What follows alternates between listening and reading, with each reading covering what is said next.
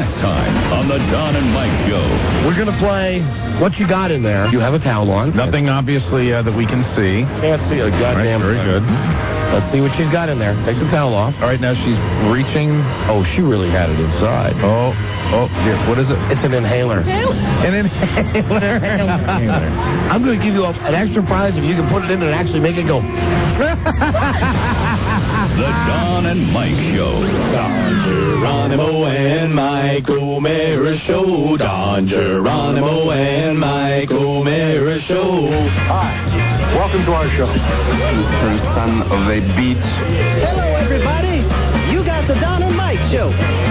Coming to you live, 4 hours every weekday, from the studios of WJFK, Washington, D.C., broadcasting nationwide and coast to coast. You can call Don and Mike anytime for free at 277-365-3636. Oh, that's right. Turn your radio down. Know who what you do call. Don't call to play the name game. No calls to rate women. Don't ask when they're coming to your town. What? And don't call telling jokes. Oh, really? The Don and Mike Show. Jesus, you're not laying in your own puke, are you?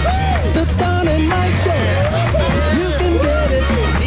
Move to your left. Move to your right. The Don and Mike Show. The best thing you're gonna find.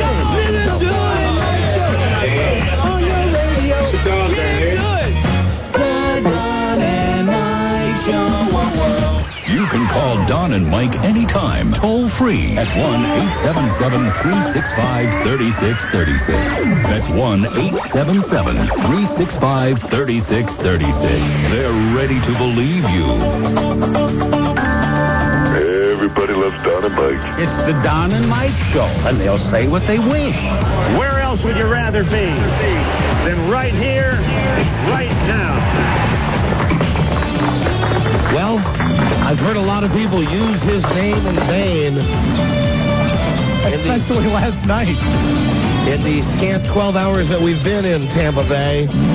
But if I hear one more person say, Phil effing Hochberg, I'm going to really be mad. Ladies and gentlemen, son of our Lord, here he is, Phil Hochberg. Ladies and gentlemen, please welcome Rob Spiewak.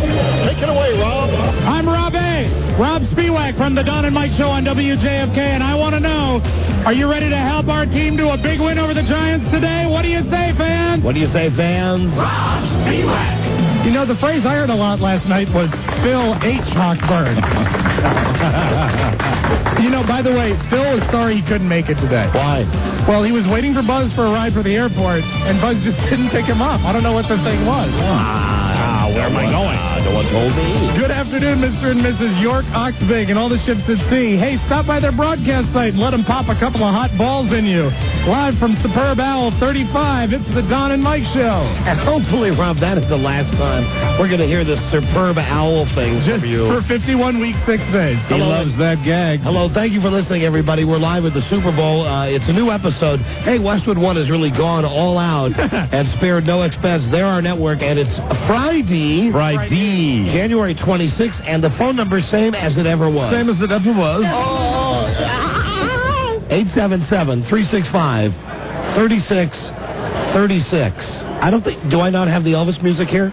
Is that the one thing we don't have here? Oh, that's one thing that slipped my mind. Lisa. Welcome. She'll have it. Lisa, punch it in, Lisa. Come on, punch it in. Good job, Lisa. There you go. And welcome to the smell of cheese. Surrounded by collectors, surrounded by fans. Surrounded by colleagues, Don. Colleagues in the wonderful world of radio. That's right. Jim Rome, Sports Chicks with Dicks, Bob Golick, Caro Yefremov. We are having a good time today, aren't we? This is a CF. But listen, as always, this Super Bowl CF is built with you in mind. Built with you in mind. And as predicted, when we sang Built With You in Mind, we were very self-conscious. Every head turned. All the heads over here to our left turned. You know, What? What? It's fun. A broadcast like this. Yeah. It literally, I think for you and me, I don't know if you're like me, do you feel like the energy being sucked out of your body? Well, yes. It's something about the way we're all here in a cattle car. And sucks. And to be honest, it's not as bad as I know. Yesterday at this time, I told you that I was having anxiety attacks already about the way that we were all going to be set up here at the Superbowl ranch. Right. It's not as bad as it had been explained to me, and we actually, as far as locations for radio stations go, we have a decent location, but the problem is we're still elbow to elbow with every smelly disc jockey in the world, and they've opened it up to the general public. When we're doing a show like this and we're in the confines, the intimate confines of our studio, it's actually a lot of fun. I mean, we go in there, we're so focused, we're pinpoint focused, then they throw you into a dormitory where you got 700 people that are doing the exact same thing you're doing. And I think the thing is, we like going out and doing live shows, and we do remotes and we do live shows, but we're here today, and even now, the voice level that we're speaking at is drawing dirty looks from the other disc jockeys, like because our loud voices are somehow bleeding into their broadcast. And I would just like to say, for the record, the reason that is that they have us 5 feet apart from each other. It sucks. But that, you know, we live with it, we deal with it. And another thing is, anytime anybody connected with football comes walking down this Radio Row, they are descended upon like ants on a piece of sugar at a picnic. I mean, you should have seen the way that they are fighting over each other to talk to freaking Garo Premian and Nick Bunaconte. Yeah, they're all over here. Everybody's here, and boy, it's sure exciting. But you know, it is fun to be here because we are at the site of the big game, and I still think that's exciting. No, we're happy to be here. We're delighted to be here. We're going to be playing our Super Bowl music throughout the show today. We're going to actually have a couple of guests, but for the most part, we're going to try to keep this a very normal program. I agree, Don. Oh, you're going to? I think it's important. This is a good way to start. Wait till people see you taking the microphone and put it down by your ass. Hey, welcome to Tampa. Thank you. Hey, do I get credit?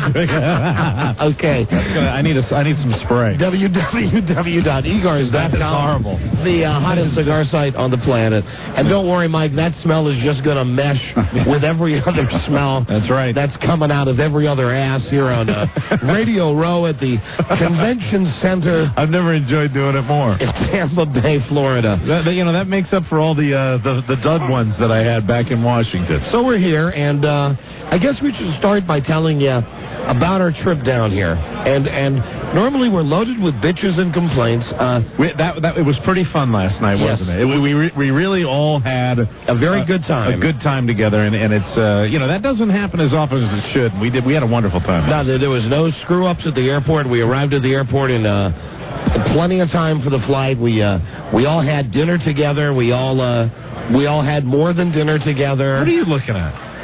What, Charlie? What are you giving me that goofy face for? What are you doing? You started. I was just goofing back at you. I look over at Broyhill. Why? What's he doing? I don't know. Broyhill, who never even gives me an acknowledgement, and he gives me this, friendly smile, and it totally freaked me out. But you know what? Again, it's the different configuration. Yeah. It's right. the fact that normally you and I are doing the show facing each other. Today we're sitting side by side. Right. Rob is actually here at the table with us, and Broyhill is sitting across from us. Yes, he is. And we're able to make eye contact with him for the whole show. Oh, it's goofy. This is kind of the way it was last night traveling down here, too. A little goofy. Now goofyisms. We had no problems at all until we arrived in Tampa Bay. Yeah, can I just say, the people on the flight, you know how I like my window? Yes. You know how and we got on the flight early, and I sat down in the window. It wasn't really my seat, and then a lady wanted to sit next to her husband, and it's just everybody on that plane was so super cool. I wish I traveled with people like that all the time. Everybody, we switched. I don't think anybody in the first 2 rows had the same seats that they were assigned, and everybody was very cool about it, and I think that's nice. So we don't say a lot of nice things about people, so I thought I'd say one nice thing. And we're going to say bad things about people, but I guess we are. First, Boomer's coming over. Oh, this is exciting, Hi, ladies Boomer. and gentlemen. Hey, come on now, Boomer. How you guys doing? Come on. Boomer Esiason said, we're not going to have a lot of guests today, but I was talking to Larry, and I said, please ask Boomer, beg, to come over and beg him, and to be on the friggin' show. Well, how are you guys doing today? We're doing great, and I'm so sick and tired of talking about this game. Well, we're not going to ask you a thing about the game. Unbelievable. How you doing? Well, let's talk about something totally different. Are you feeling good? Are you regular? I feel good. I feel regular. I met Metamucil this morning. Everything's Excellent. coming out nice and smooth. That's good. And I think I told you during the season that Boomer was nice enough to come on the Redskins pregame show more than a couple of times this year, and was a great guest, and we loved having him on. Boomer, what do you make of this? And I lump Mike and myself into this. We're part of this. Into this giant big ball of human feces that is called Radio Row. I mean, look at this. It's insane. It really is insane. Which is more disgusting, the disc jockeys or the fans? I think looking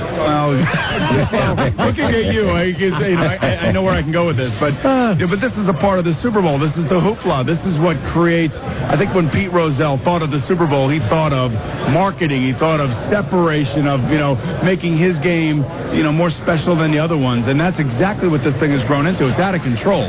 Yeah, it is out of control. We were just saying a moment ago that when we come into an environment like this, we slowly feel all of our energy being sucked out of us. But how about if the Redskins were here? How would you feel? Well, I'd be psyched. That would be unbelievable. But still, I'd be in a bad mood today, being here now. Now, Boomer, how many of these goddamn radio interviews have you had to do today, and how many more do you have to do? One day only. CBS Westwood 1 requires me to do one day only. I'll do 10 today, and that's it. Well, that's not bad. That's it. Well, not bad at all. Well, that's a good deal for you. Yes, it is a good deal, and I don't mind doing it. It takes about an hour and a half, and most of the guys are pretty good. These are the guys that I talk to on the phone all year long doing promos for Monday night and all that stuff, so it's nice to be able to meet some of these people face to face. So these guys generally are asking you all the boring stuff like, can the Giants defense, can the Ravens defense? I don't know. I think so. Maybe. Who knows? Yeah, right. And I really don't care. I'm not playing. I just want to have a good game because, we are broadcasting the game. Howard David, this will be Matt Millen's last broadcast with us, and John Dockery and James Lofton will be down on the sideline. But I just want a competitive game like we had last year, and you can discuss strategy, and you can talk about the coach's pressures and the players' pressures and all that other stuff. Because all this other minutia, before the game is just that. It just doesn't make any sense. I'll tell you who had pressure this year. Boomer had pressure, and I want to tell you why Boomer had pressure. Okay. And listen, you didn't want to get into this when we had the Monday night broadcasts, and I'm not going to drag you in anything you don't want to talk about. Just give you my opinion. All right, you go ahead and give my opinion. I'm sure you're not going to hold back, are you? My opinion is the same opinion that I told you off the air, that Al Michaels is a prick, and the problem is... Now, people think that I said that. No. I said that. This is me. The comments made by Mr. John Armano, Mr. Armstrong, they do not reflect the opinions of Boomer Esiason and his family or anyone else. Here's the deal. Al Michaels is a prick. He's impossible to work with, and he's humorless.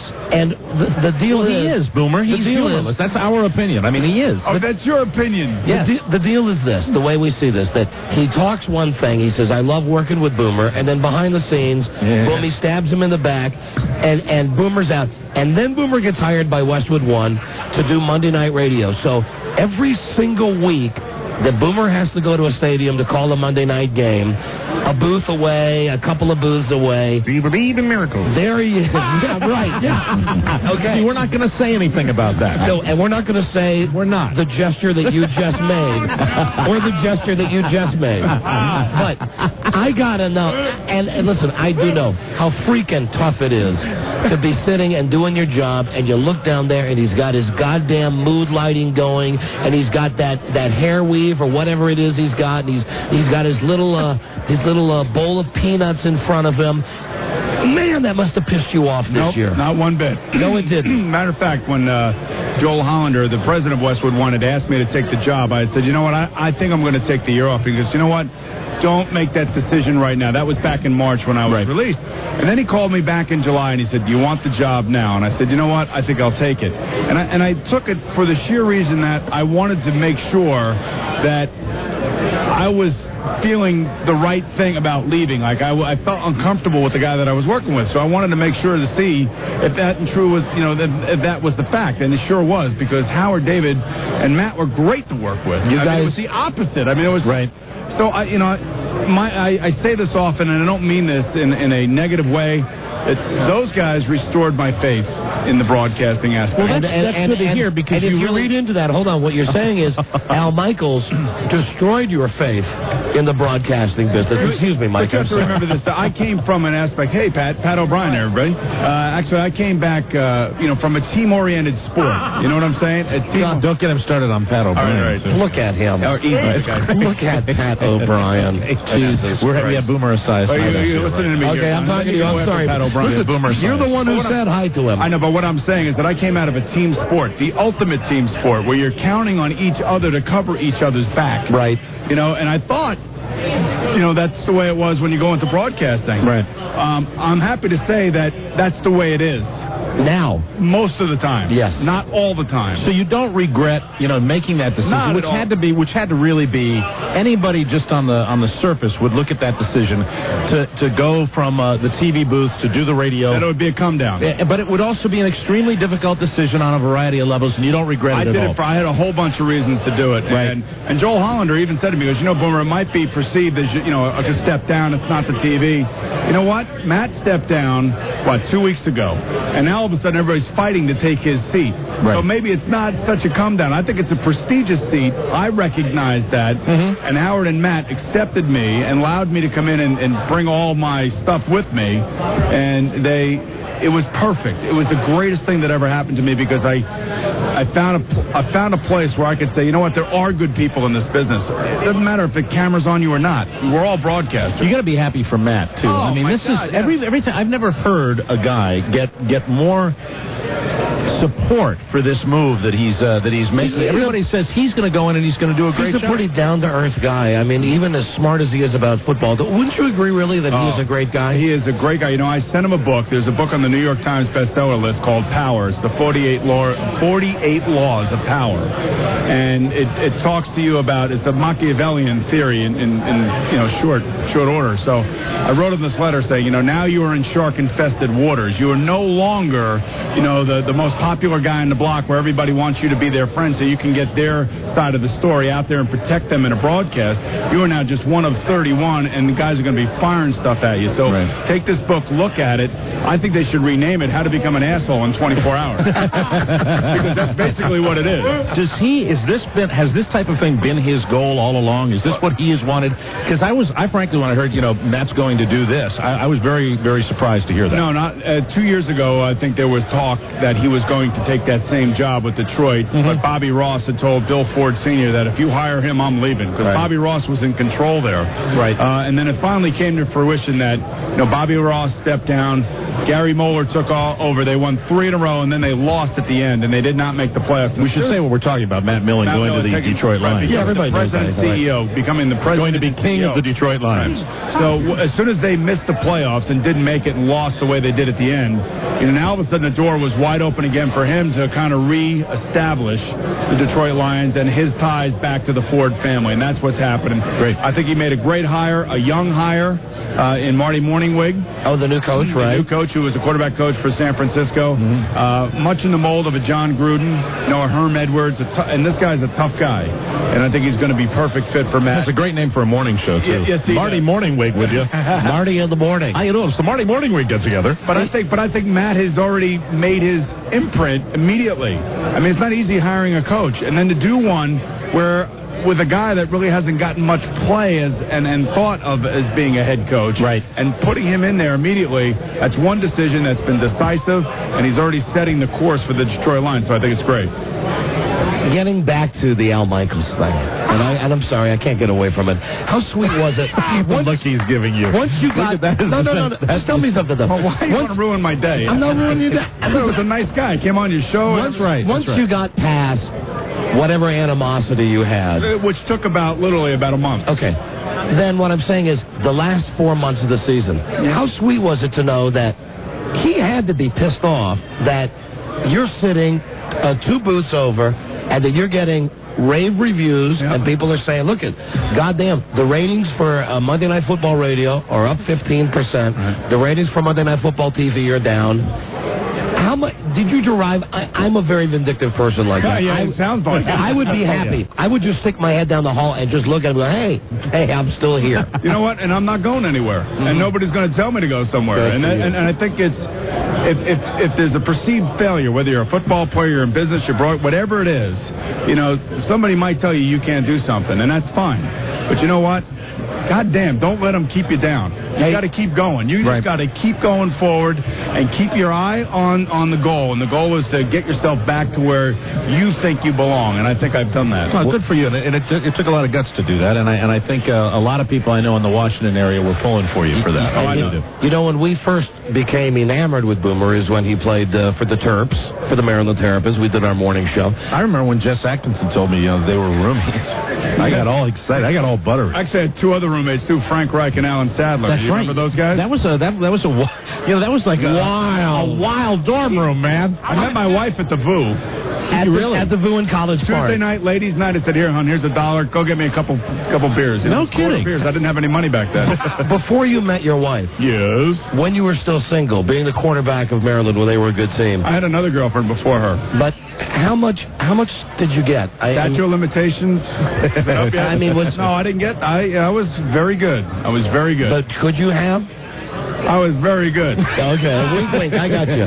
You're very good. I was very good. You were very good. Okay. I was very good. Listen, but by the way, my very dear friend is now the new head coach for the University of Maryland, Ralph Friedgen.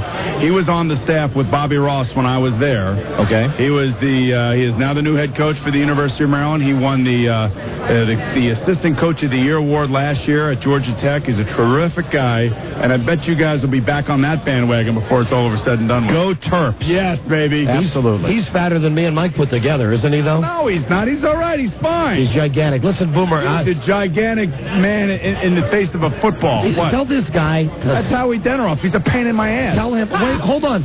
Now, Boomer's nice enough to come over. I want to plug the CF Foundation, okay? So now get out of here. You just made you really feel like crap. Now get out of here. Don't be an MF. He looks like Jim McClure's brother. It's unbelievable. Don't be an MF. Let us talk about CF, because this is something that I know Boomer feels seriously about, and we are happy to give you a forum to talk about your foundation. Well, you know, Gunnar, my son, suffers from CF. I think most people around the country know that of me. And Gunnar's doing very well. He's 9 years old. My wife and I sit on a national campaign. It's called the Bridges to a Cure campaign. We've raised close to $50 million. $20 million of that came from the Bill and Melinda Gates Foundation. You know, all this other stuff, the broadcasting, it's kind of a goof. You know, I have fun with it. But seriously, 90% of my time is out there trying to be a face for CF. And I'm fortunate enough to be able to have a forum like this to exploit that. But I will tell you that there are parents all across this country that don't have the ability that I have to go out and speak on it publicly, that raise as much money as I do, that put their kids in the line of fire like we put Gunnar. Because we all know that we're this close, I mean, inches away from curing this disease. If somebody wants to, is listening right now, wants to help. All right, the National Foundation is right in Bethesda, Maryland. The national office is right there, and it's 1-800-FIGHT-CF. And you know, it's a great organization. It is. I've done. Mark Rippon had a golf tournament with them, and I tell you, of all the, you know how many you've done of those, and I've done a bunch of them. The money CF goes. people, The money goes where it needs to go. They're fantastic people. They're really good people that are involved with that We have organization. a leader, Dr. Bell, who is the chairman of the Cystic Fibrosis Foundation, Robert Bell, who does an unbelievable job of really making sure the money goes to the science, making sure that the money gets to where it needs to go. And as a parent and somebody who sits on the national board of the Cystic Fibrosis Ambroses Foundation, I can't think of a better way for us to spend our money, and that is to try to cure this disease. Right. If anybody in D.C. in the Capitol is listening, you give us 150 to 250, maybe 500 million, and maybe not build a B-1 bomber or something, we'll cure the damn disease. And how is Gunner doing, if you don't mind us asking? Yeah, he's 9. He's flying down today. You know, he's a big Super Bowl guy. Right. He's flying down today. He's 9. He's doing very well, all things considered. You wouldn't even know, and that's the scary thing about CF kids.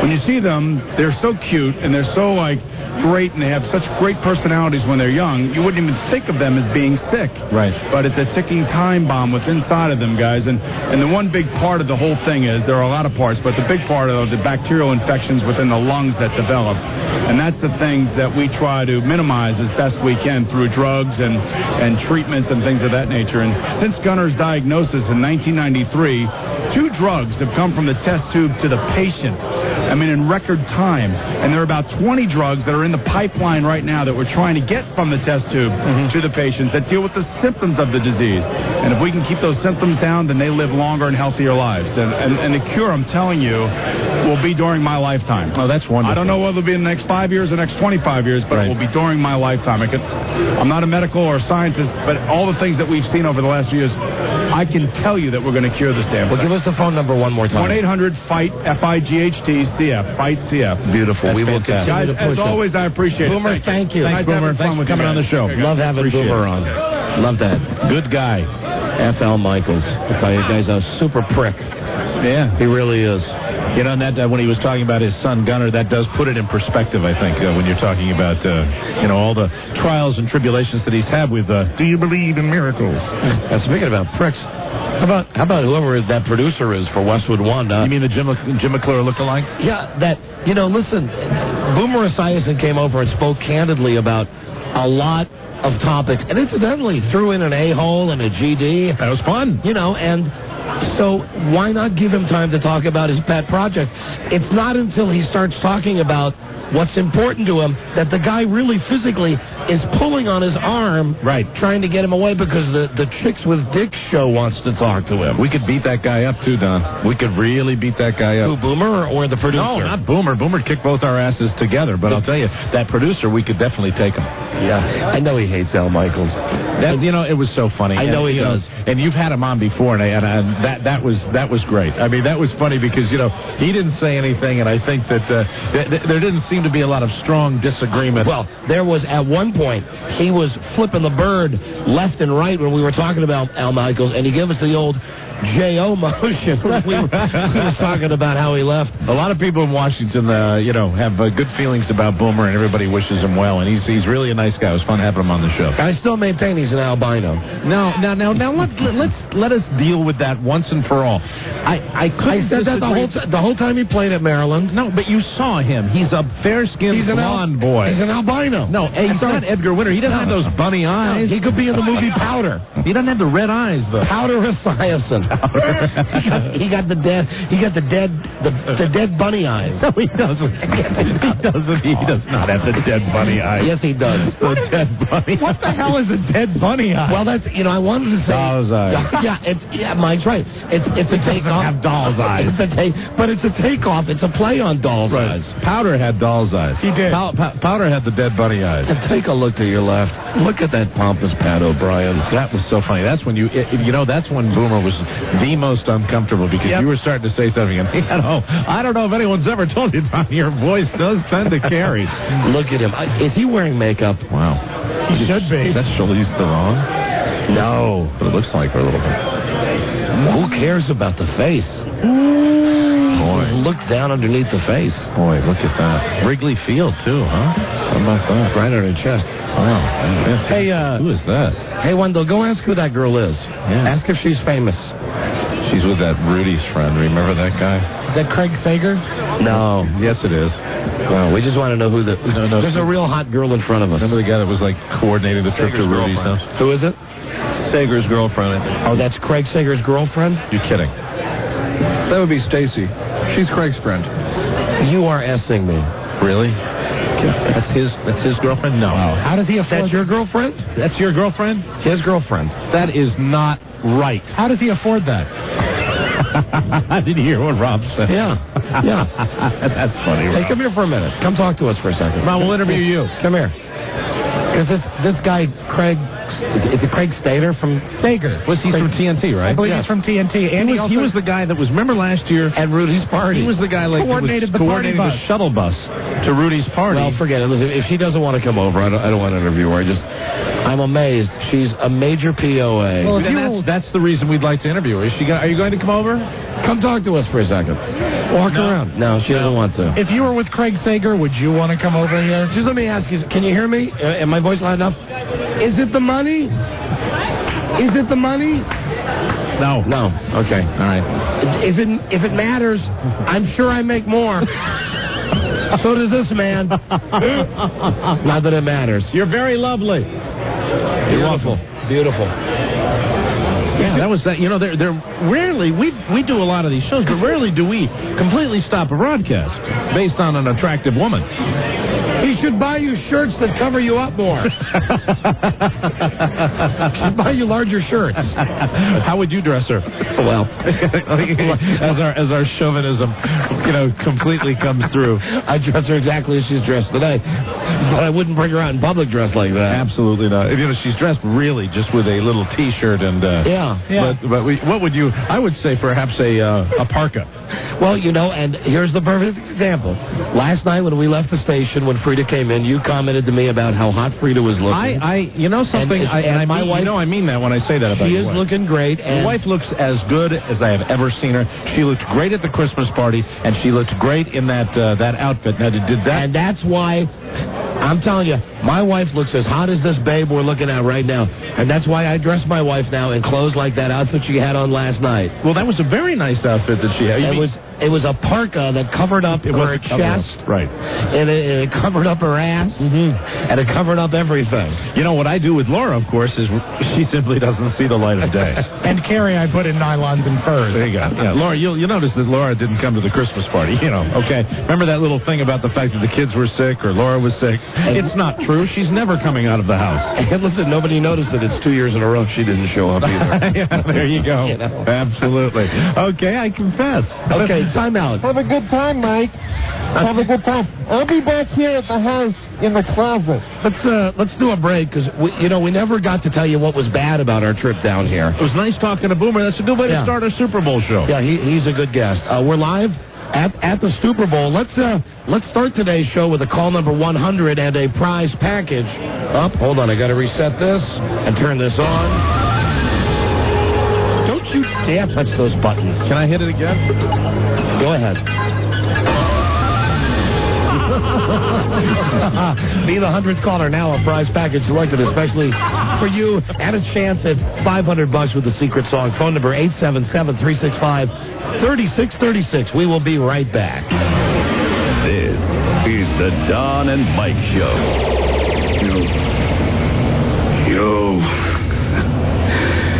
You got a gift, my friend.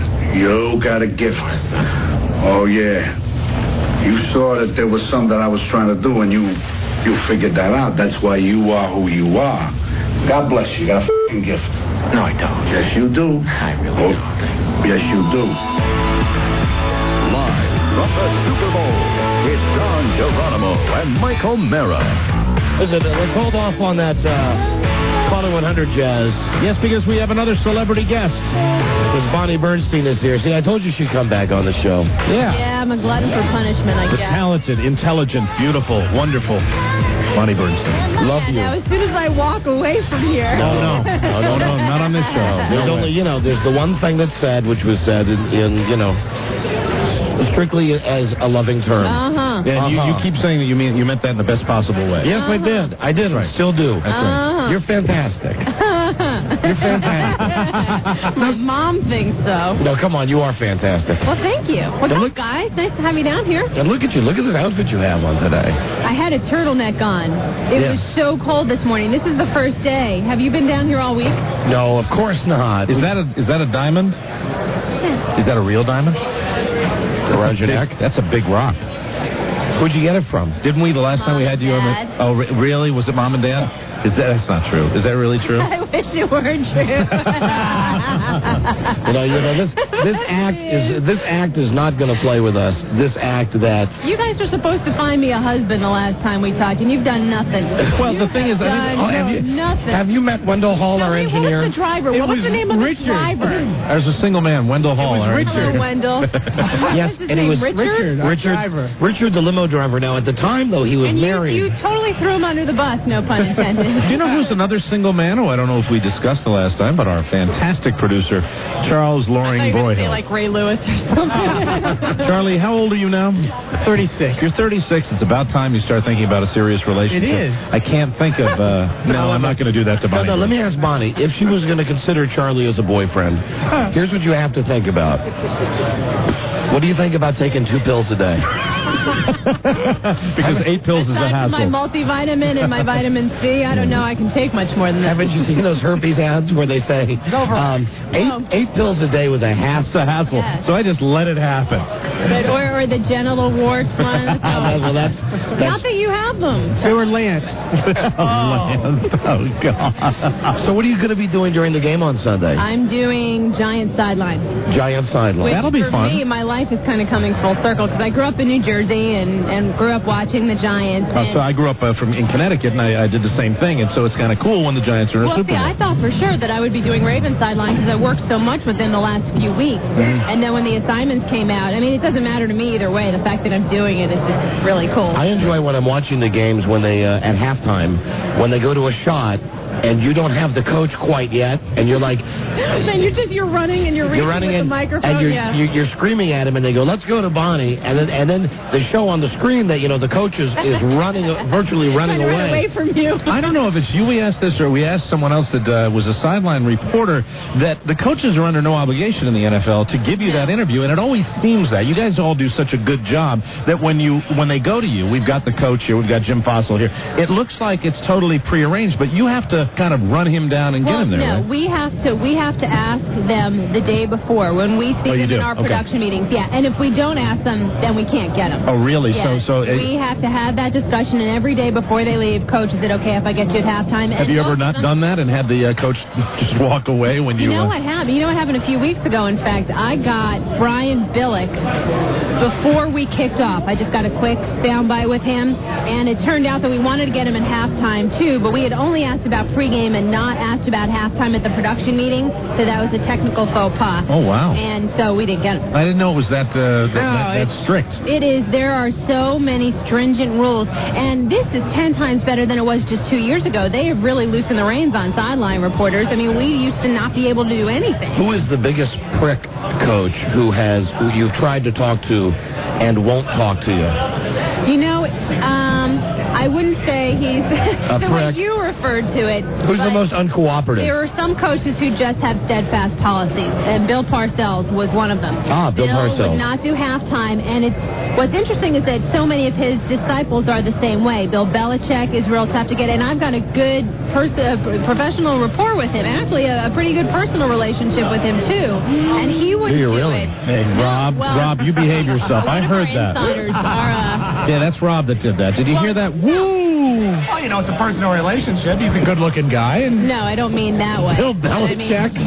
Bill Belichick looked like he just checked out of the mental ward. Yes, but he's doing better. When you work with coaches long enough, you get to that comfort level where you can call them and just kind of shoot the breeze and talk about other teams and talk about other games. And even though you're not doing their game, they provide a lot of insight to other things that you might not have thought about. So, I mean, that's what I mean. But even Belichick wouldn't do a halftime interview with me. So does the Red Sea part when you're going to one of these coaches after a game? Do you actually have a situation where you other recording? No, is that a hygiene question? No, it is not a hygiene. Now stop that. You're Behave beating yourself. your way through players. I've almost gotten run down trying to get to the coach, chasing them down for a halftime interview. No, they don't. The players don't say, "Oh, excuse me, pardon me." So I mean, the reason I'm asking all this about getting these on-field interviews is because you have to be kind of a pit bull to elbow people out of the way. I am. I mean, you seem like such a nice person, but like on game day, you're like, excuse Excuse me. I'm sure you could be quite a pain in the ass. Before the game, and it's not only, like, I'll be trying to get last-minute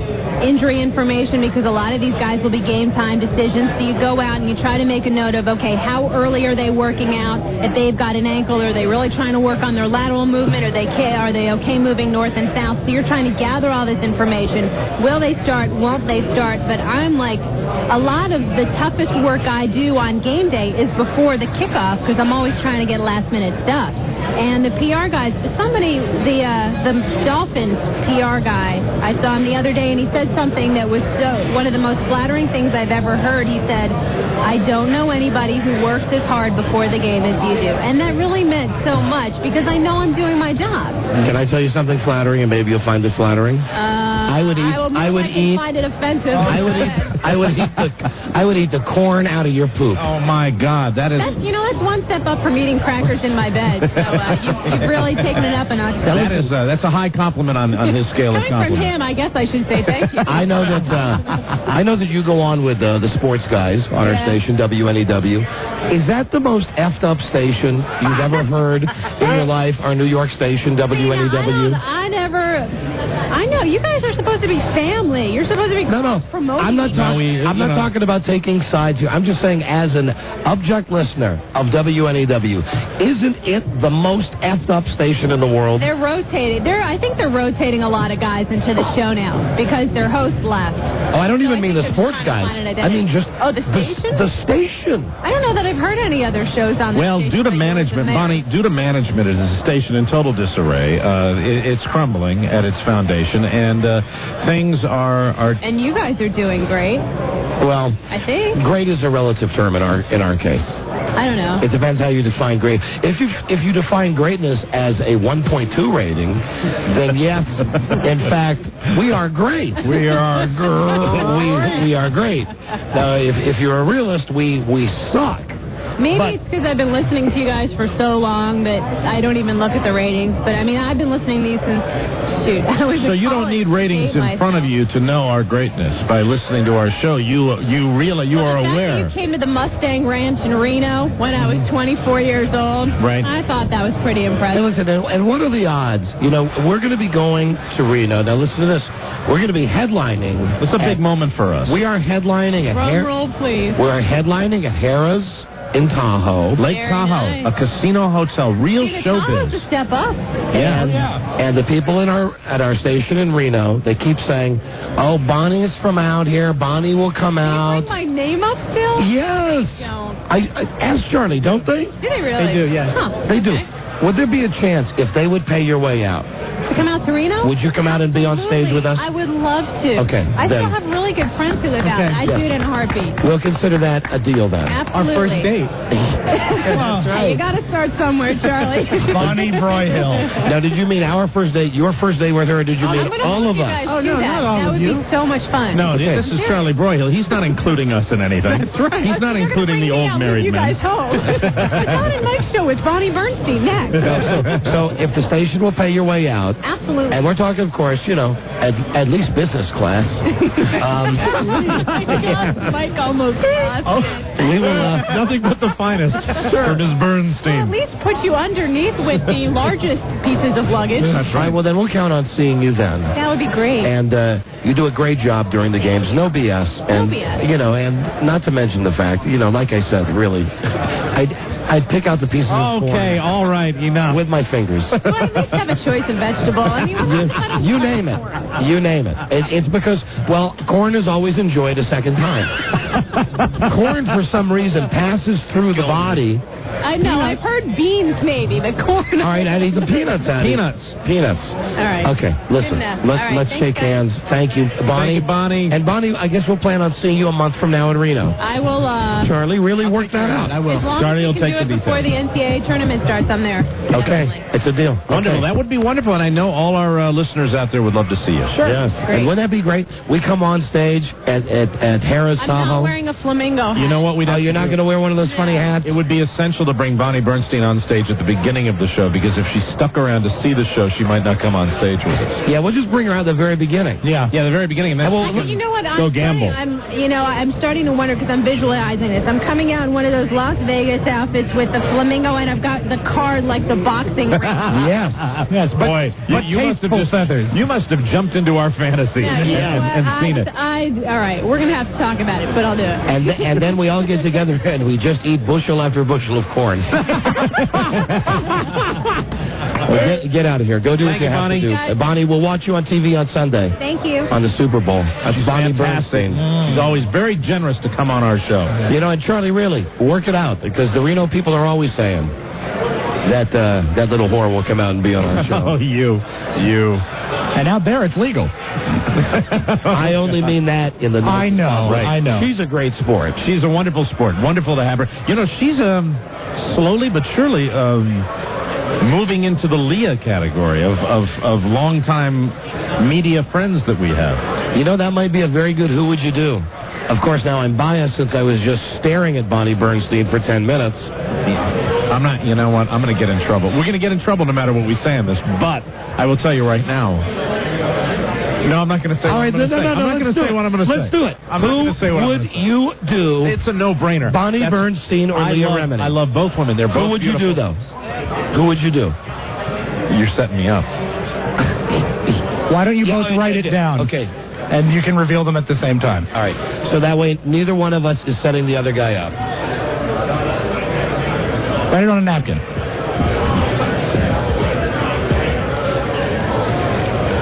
There's my answer, Charlie. That's my answer. Did you write a gag answer or a real answer? No, I wrote a real answer. What's Don? Do the answers match? Yes, they do. Way to go. Way to go. Yes, Can I tell you something? More for me. Can I tell you something? Yeah. I lied. I did too.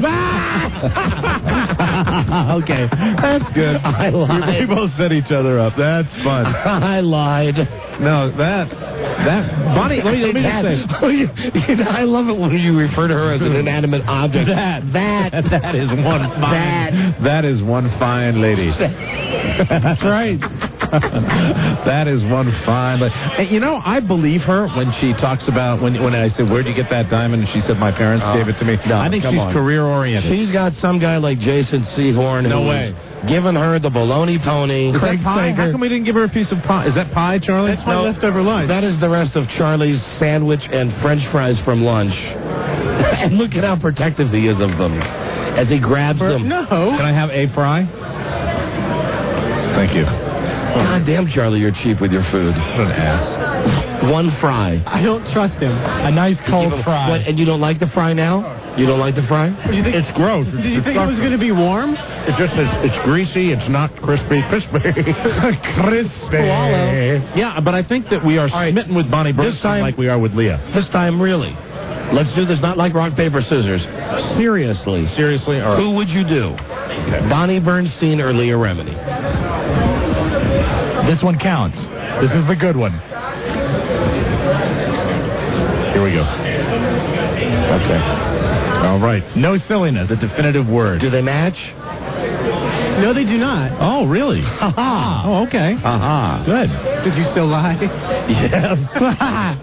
I didn't. I didn't think so. I didn't that time. I'm afeared. I fear Ms. Remini. They're both beautiful. What a lovely choice to have.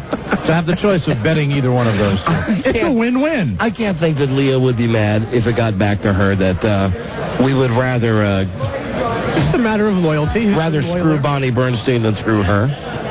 Hey, look, it's Ted Williams. Where's Sammy? Hey, Sammy. Oh, no, that's Ted Williams my 25 years ago. Yeah. There's no way that's Ted Williams as he is today. That's Yaz. That's Yaz the fag. All right, well, thank you, Bonnie Bernstein. Excellent. Look at, again, I hate to keep drawing attention to Pat O'Brien, but look at him over in the corner. You know what he's got going? Here's what he's got going. Boy, is he stunning. He's doing, I told you one time, me and Frida were somewhere skiing where a bunch of famous people were, okay? Oh, it's the time that she thought she rode on the ski lift with JFK Jr. Okay. Okay, so we're in a lodge, and William Shatner comes into this ski lodge, and what he does is he sits in a corner, right, facing everybody, so that as everybody comes into the lodge, they will see him. They will see him, and that is exactly the strategic pose that Pat O'Brien has got now. He has his feet up in the air. You know what I see when I see him? What? Where can I get those glasses? You know I'm an aficionado now of the old man tinted glasses, and when I see Pat O'Brien, that's what I think. And why is he all bundled up in a trench coat? Because it's cool, man. Yeah, because he's Pat O'Brien. Pat's always ready. And he's no longer Pat O'Brien from sports, right? He does that entertainment Access Hollywood. Entertainment Hollywood show. Right, okay. All right. You know, maybe at some point we'll... Oh, my God, it's Rudy Martzke. All right, let's go to break. I don't want to talk to him. What about the winner? Hey, there he is. Now he's coming around. He was, like, bounding over here, and then he realized... The winner of what? The 100th caller. 100? No, thank you, Charlie. We must do. Thank you. Yes, let's get a call 100 right now. Hello there. Don and Mike show. Hello. Hi, how are you? Hi, listen, thank you for waiting. You know, we could not contain ourselves with Bonnie Bernstein. Who is this, please? My name is Daryl. Hi, Daryl. Where are you from? I'm calling from Pittsburgh, Pennsylvania. Beautiful. Daryl, caller number 100, and the prize we have for you, I don't have prize sheet. Oh, yes, you do. Hold on a sec. Hold on. Lisa, just tell him. Actually, what's he win? Don? Yeah. Don, I'm calling from Pittsburgh, but I live in Charleston, Maryland. I'm sorry, I should have said that. My fault. Hold on. I got it for you right here. You have won tickets to WWF SmackDown. See over 40 of your favorite WWF stars live at MCI Center March 6th. Tickets go on sale tomorrow morning at 10 through the box office and Ticketmaster outlets. Enjoy your wrestling tickets. Now you're going to go for $500. Okay. Secret Song number 4. This was a top 10 hit in the 80s. We need title and artist. Please don't answer till Mike sings like Frank Sinatra. I can't. You know, it is. Well, give me the modern ones. It is a time machine with you. All right, Rob's writing something down. Pat O'Brien. Pat O'Brien. Okay. All right, I'll take Pat O'Brien. Okay. All right. Good luck. Godspeed. Thank you. You have to play it off there. It's on your grid. Hold on a second. I've got them here. I didn't realize that. It's on the grid, man. Caller. It's on the grid. Towards the bottom, second row, I think. Second row. No, I've got... Tight. No, I don't got it here. Listen, did you hear Broyhill? F you, Broyhill. Look what I got here. I got That's Right. Oh, We're Sorry. What's the Buzz? I don't got it here, Robbie. It was in here. See, and Charlie said tight because that was one of Rob's jobs to make sure that all the tapes were here. Are we on the air? Yeah. Listen, I know this. Amazingly, this sounds like college radio that we're not on the air, but we are on the air. Has somebody added to Rob's responsibilities? Lisa, would you please play the tapes? Caller, name this secret song.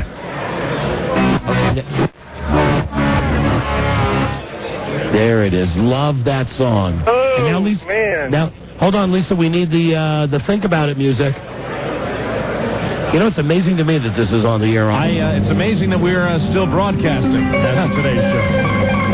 I'd like to point out that the money that we're giving away, if we have a winner, is courtesy of Main Street Title. And now, Pat O'Brien. Look at me. I'm a silly ass. A real silly ass. Oh, yeah. Yes. Oh, yeah. Yes.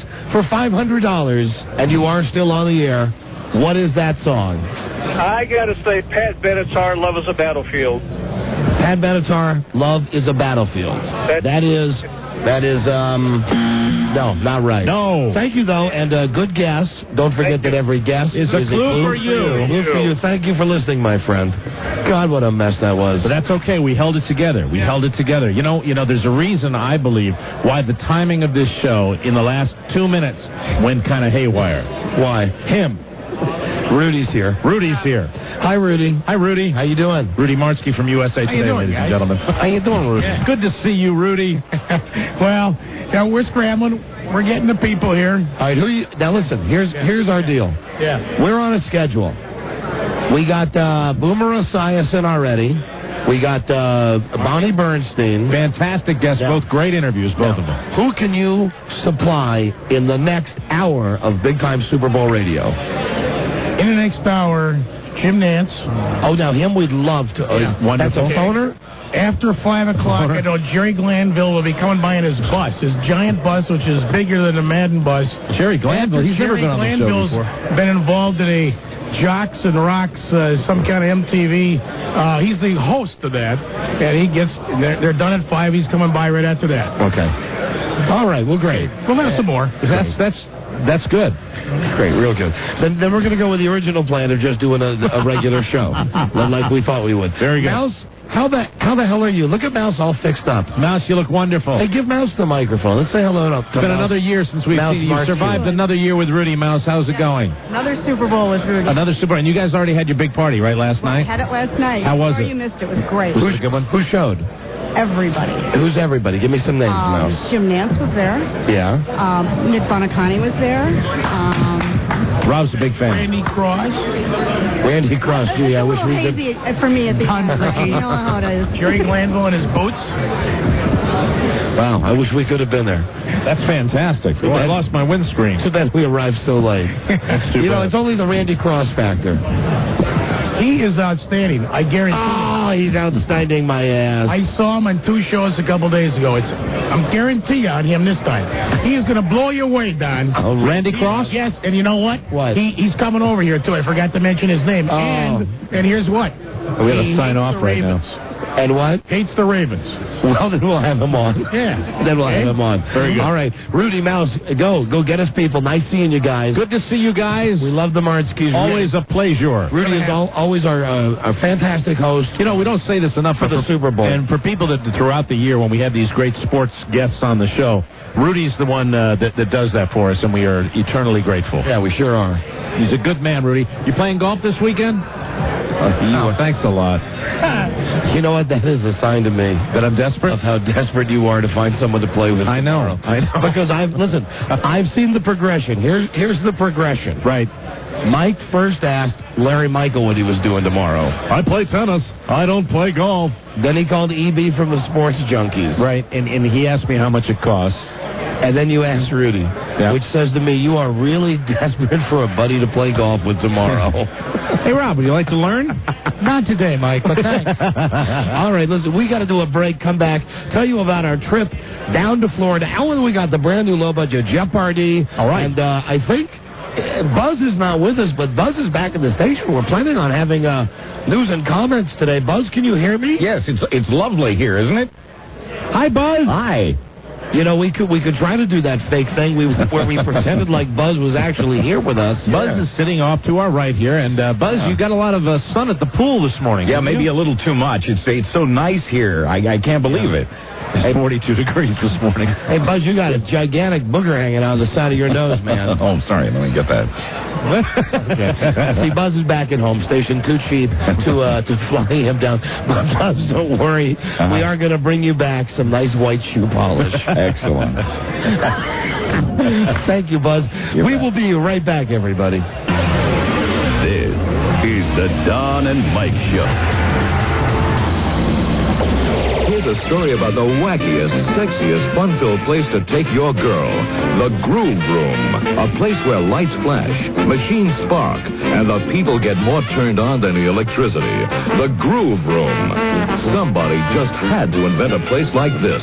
Take off your inhibitions and have some fun in The Groove Room. The Groove Room. Rated X for adults. From Independent International. Capturing the excitement of Super Bowl XXXIII. It's Don and Mike. I'll tell you how cheap we are. Capturing the excitement. We didn't have the budget to have a session for Dude Walker to say Super Bowl XXXV. So we went back where he said Super Bowl XXXII. And edited in an extra I? Three extra eyes? Yes. That's good. That's how cheap we are. And we are capturing the excitement in a pen, a stinky pen with 5 million other radio personalities. Now listen, Randy Cross is here, and Rudy has brought him by. Hey, Charlie, he can't hear. Charlie, he needs his headphones. Number 3? Gotcha, hold on. Randy, Mr. Cross. Let me fix this out. Is that better? Too many years of IFBs and cans and all that other stuff. Absolutely. You deserve to hear what we're saying. Gotcha. The first question, and we ask everybody on the NFL today this, because Jim Nantz is on our show on a regular basis. Right. How unbalanced... Wait, you do a lot of golf? No. He's just, he's on our show. He's a caller on the show. For football? Just in general. Wow. How unbalanced is Jim Nantz? I mean, seriously, mentally. We've always speculated, and he's a friend of the show, and we've interviewed him often, but we always, when the interviews conclude, we always are concerned, thinking that he might be wrapped a little tight, that we think he might be up on top of the building with a gun one day. Well, he can at times really come off as kind of a glutton for punishment. Yeah, he's a nervous man. Yeah, he's a man on edge, and we just want to know, we always ask anybody that's associated with that show how he's doing. So how is Jim Nantz doing? Is he recovered? He's just fine. I think the hives will probably clear up by Sunday. Very, very defensive he is also. We give him a compliment about the show, right, and he immediately turns it around and says, well, what? You like this part of the show? Don't you like this part of the show? We say, hey, we read that your ratings are up. Oh, yes, but they're up more than they were 2 years ago. I mean, he's wound way tight, right? I guess the reason we bring this up, Randy, is that we are just wondering if, sometimes on the set you don't see Jim maybe sitting in a director's chair off in the corner having a nice conversation with himself. Kind of rocking back and forth. Holding his knees to his chest. Yes. I'm a wonderful co-host.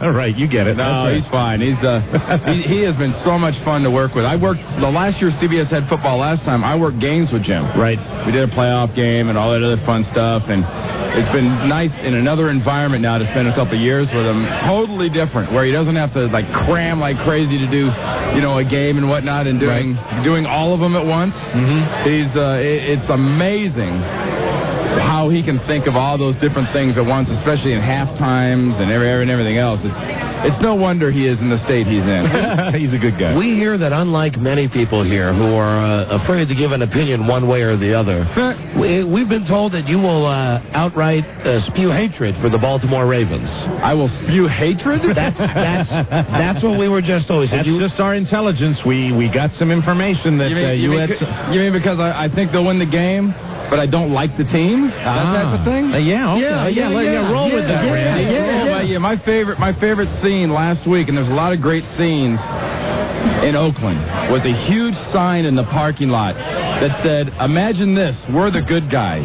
That's pretty funny. That is pretty funny. Now, you know what? I don't want to, we don't do a sports show. Yeah. But I want to know your thoughts about something. I told Mike the other day, and I think when Billick came on Monday, screaming at the media about Ray Lewis, it was a calculated move. Oh, absolutely. And I don't think it's a calculated move because he cares about Ray Lewis. I think it's a calculated move because Ray Lewis is the best football player on the planet, and he's trying to circle the wagons so that all of the Baltimore Ravens say, my God, look what they're doing to Ray. Let's go out and kick ass. Do you think that's true or not? Well, first of all, I do not think he's the best football player on the planet. I think he's a very fortunate, extremely talented athlete who's got guys to play with him that make him look awfully good. But Brian Billick did what he did because he knows the mental state, the psyche of his football team. He's harbored this whole us against the world, everybody hates us, who cares what anybody thinks, although they're the first ones to remind you when you rip them. Right.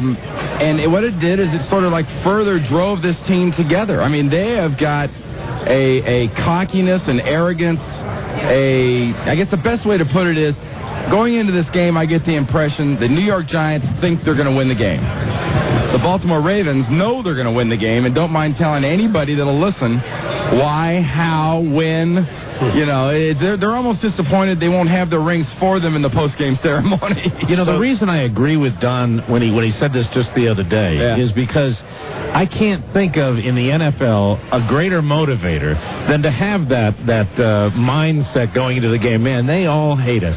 Everybody hates us. Everybody's against us. And it would work you up into a frenzy. I mean, that's it's negative motivation, but it's motivation nonetheless. Don't you think? It's something for now, right? You know, they're not exactly building up a lot of love and endorsement time, right? You know, I think around the country as far as how many people are going to love the Baltimore Ravens, but they don't care. They care about winning this week. They care about this Sunday, those particular 3.5 hours or so, getting this thing out of the way, winning, and getting on with whatever comes next. So you think they're going to win, but you hate them. You look at these two teams, it's easy. I mean, it's difficult not to like the New York Giants. They got the Kerry Collins story, the whole story around the Giants, Tiki Barber, Michael Strahan, Armstead. I mean, the whole Seahorn, the pretty boy, the whole thing. And by the same token, it's really hard to root for and kind of like the Baltimore Ravens just because of the way they project themselves and the way they present their football team. Do you think you're a pretty boy? Do I think I'm a pretty boy? Yeah, an offensive lineman? No, come on. I don't think so. Come on, I mean, I've seen the stuff on NFL films where, you're on the sidelines with Joe Montana after the game, and, I'm no fag, but you're a good-looking guy. I would consider you a pretty man for an offensive lineman. I used to, but now I work with Craig James. Yeah, and he is dreaming. You know, so he gets the boy toy tag. So I mean, all right, we'll get out of here. It was wonderful talking to you. Randy, you're outspoken. We appreciate it. Give our very best to Jim Nance. Work on, if you don't know CPR, learn it. Working with him. He hyperventilates a little. Like I said, those hives should all be gone. You won't be able to see but a few of them by the time the game starts. All right. Nice talking to you. All right, guys. Thanks, Randy. Have a good time on Sunday. That's good. Jim Nance. And I guess Jim couldn't make it live. He's going to maybe call us. Are we going to have Jim on the phone? Is that what we've agreed to? He's going to try to call now. He's going to try to call. He was on the field rehearsing a piece, and then they're going to film it. He's getting his therapy right now. He's getting massage therapy right now. There you go. Okay. Hey, okay, that was okay. You have to admit, right? Yeah. That was great. It was okay. Right. It was okay. You know what? I still, what? He's not a pretty boy, but he wouldn't put headphones on his hair. I know. Not a pretty boy, though. That's right. That's right. He wore them around his neck. Like a stethoscope. Right. Yeah. This way, and they kept sliding down. Yeah.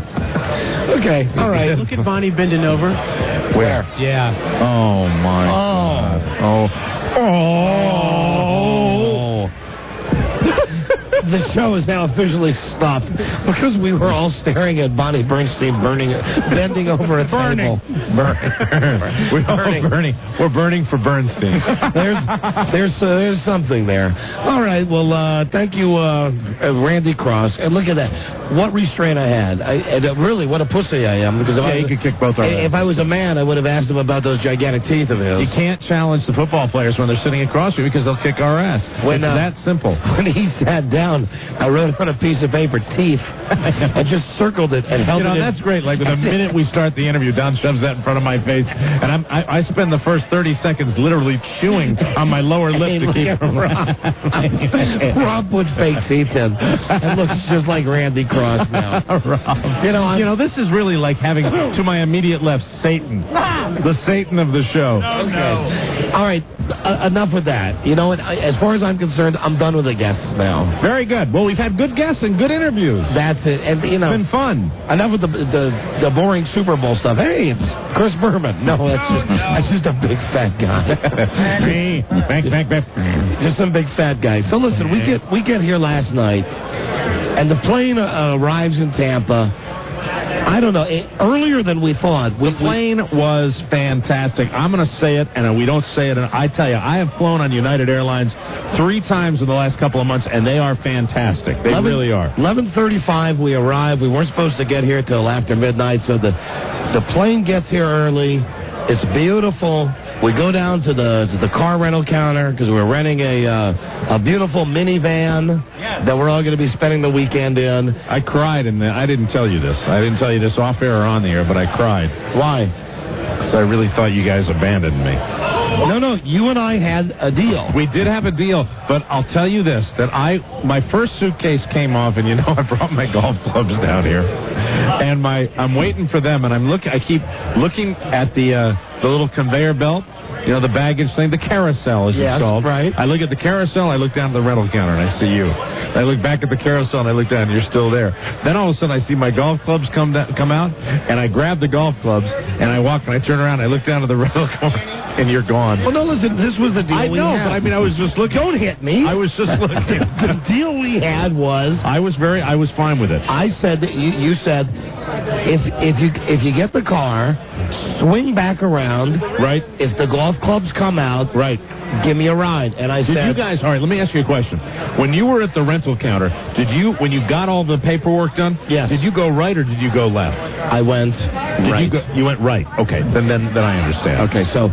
But listen, even having said that, I don't know what difference the direction has. Well, we did make a lap. We did look at people waiting for rides. We looked for you. No, what you did was you took We did. You took a wrong turn. Remember, we took a whole lap around the airport. You deliberately embarrassed me in front of a reporter. Now. You don't know the CF we went through with this car. Well, I took a cab, and I think I got to the hotel in probably hours before us. I know you did. Minutes. I know you did because we went to the Avis car rental place. 4 counters. Now, first off, in the airport, they got 4 different counters. So... I go right up to the Avis thing right as you and I walked off the airplane together. Right, yeah, and you got right up there, right? There was no one in line. I walked up. The girl's got the reservation. She gives me the paperwork, and I said to Bart, okay, now, Uncle Mike is still waiting for his bag. Go find Rob and Charlie. Right. We'll go get the car, and we'll swing back around, and we'll pick up Uncle Mike. Now, here's where it all goes to hell. Mm-hmm. At this point, Bart goes off to find Charlie and Rob. Okay. As it turns out, in the Tampa Bay airport, there are 4 separate Avis locations on all 4 corners of the airport. That's because, Tampa Airport is a good airport for that. They do get, awards for the convenience. Did you have a problem with the convenience? Well, this was the problem with the convenience. The problem was that Charlie and Rob went to a different Avis place than the one that we were at. So I called Charlie up, and I said, I've got the stuff for the car. Where are you guys? And Charlie says to me, I'm at Avis. Where are you? And I said, hey, Dickface, I'm at Avis. Where are you? How could you be at another Avis? I mean, because we came off the plane. No. There's 4 of them. But, I mean, where you and I were, when we went down the stairs, that to me is the logical location. What happened after you got off the plane, you went left.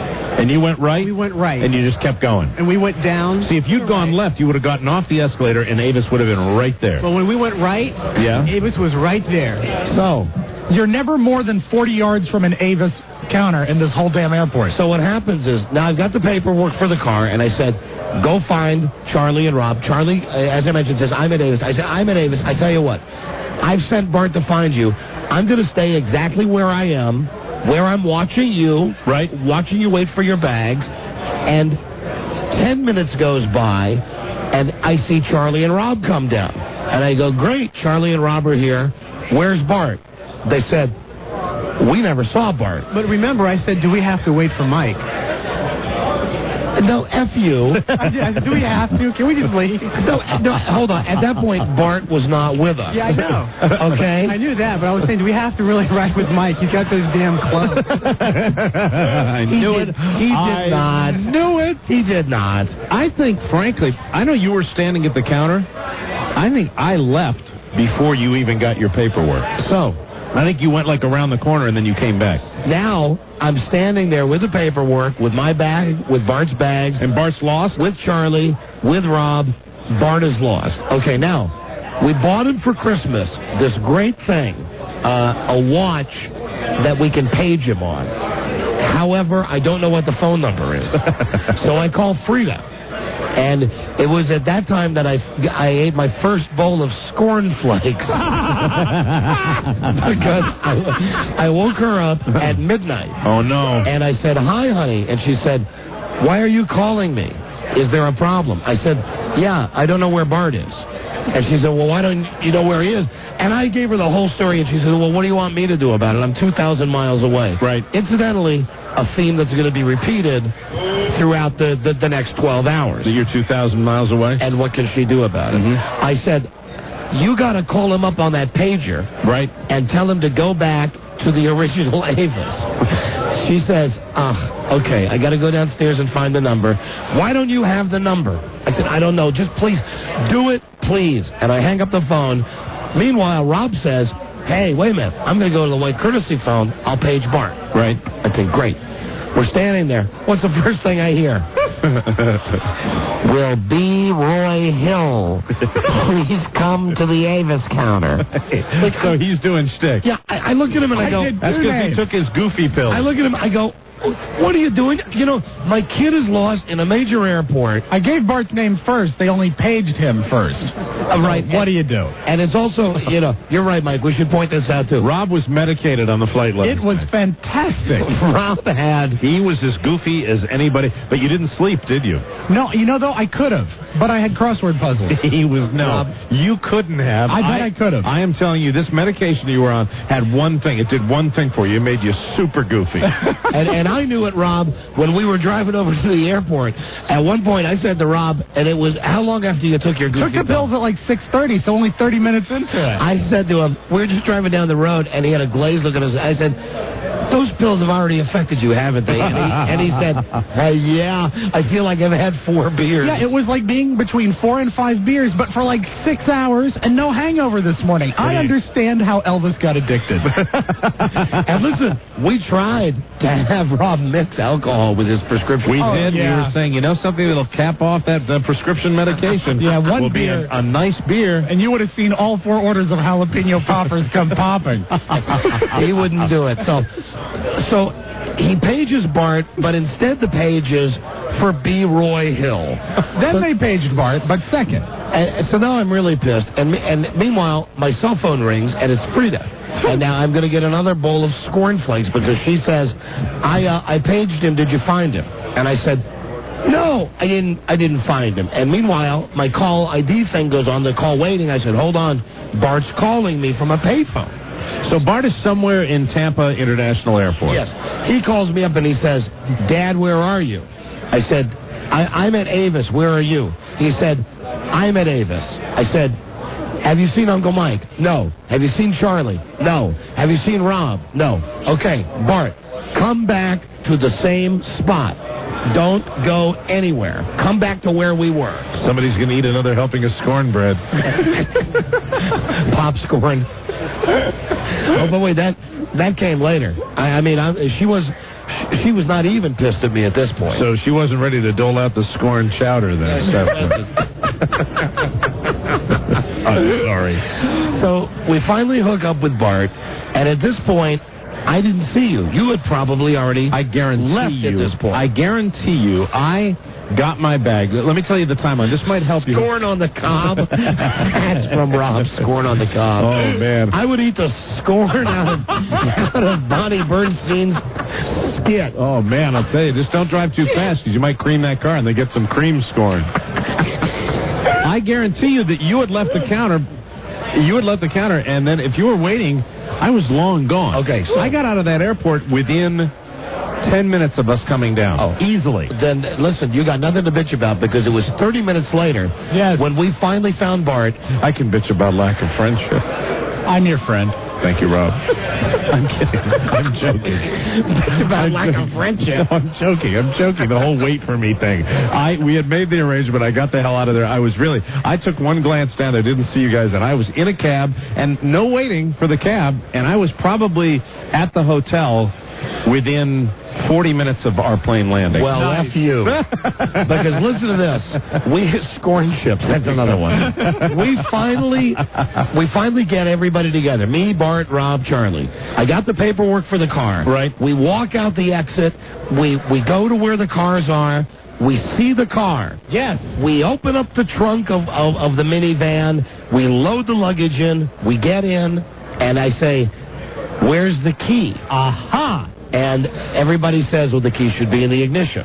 Key's not in the ignition. Is it in the visor? Key's not in the visor. Under the seat. Not under the seat. The key is not there. The lady has given me the paperwork, but not given me the keys. See, that's the key is supposed to be in the car, so they screwed that up. At this point, because we're all tired, very tired, I sent Bart back. I said, "Hey, Bart, do you have your driver's license?" And he said, "Yeah." Now, keep in mind, it's a kid's license, a restricted license. I said, "Go back inside and tell him that the lady didn't give your dad the keys." There you go. So, for roughly 15 minutes, Rob and Charlie and I sat in a cold minivan, somewhat scorned beef hash, sat in a cold minivan until Bart came back. And, of course, they gave him the keys. That's a can of scorn. They gave him the keys. We finally get on the road. Right. The first thing we do is come around to find you. Not on purpose, because I made a wrong turn. That's the God's honest truth. So we do we all know each other well?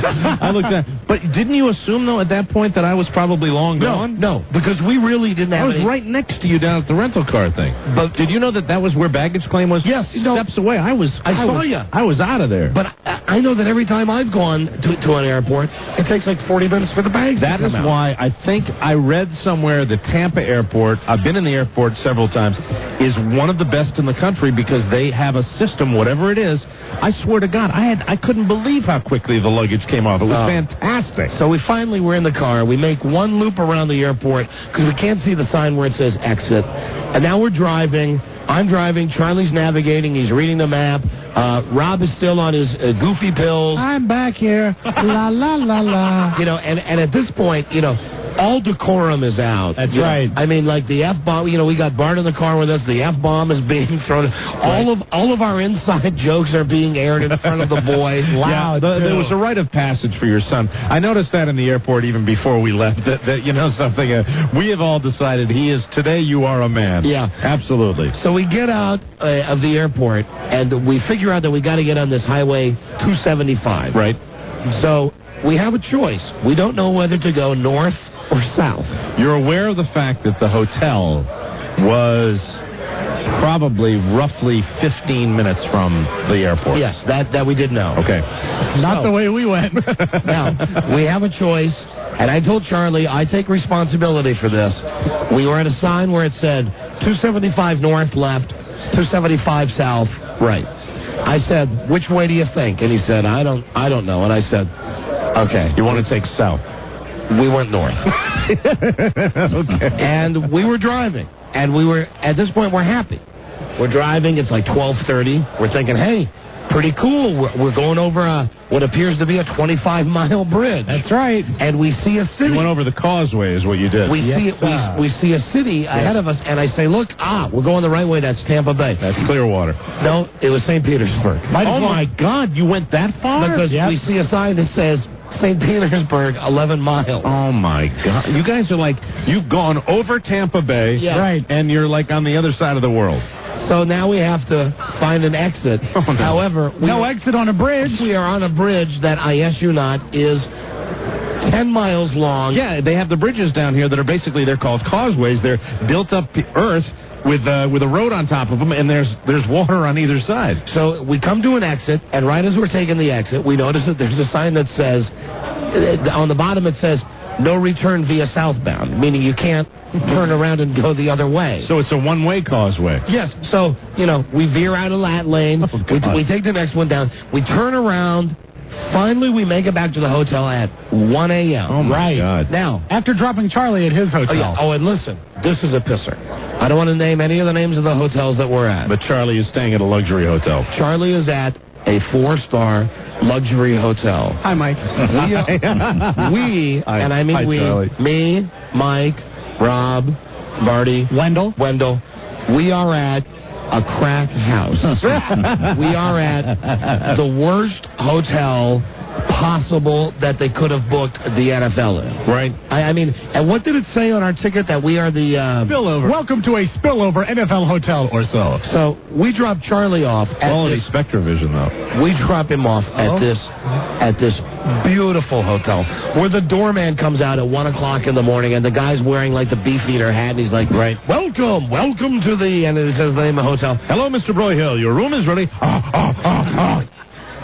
We drive over to our asshole, and our first mistake is when we find a hotel, we sit outside and we sit in the car for 5 minutes waiting for valet parking. Oh, that's funny. Yeah. You know you're staying at a good hotel when there's that just slight element of danger. Yeah, where you feel for your safety a little bit. There is walking distance from the interstate. That's what I love. Absolutely. Yeah, you look out of our window and you see I-95. Yeah, and you see what could be danger.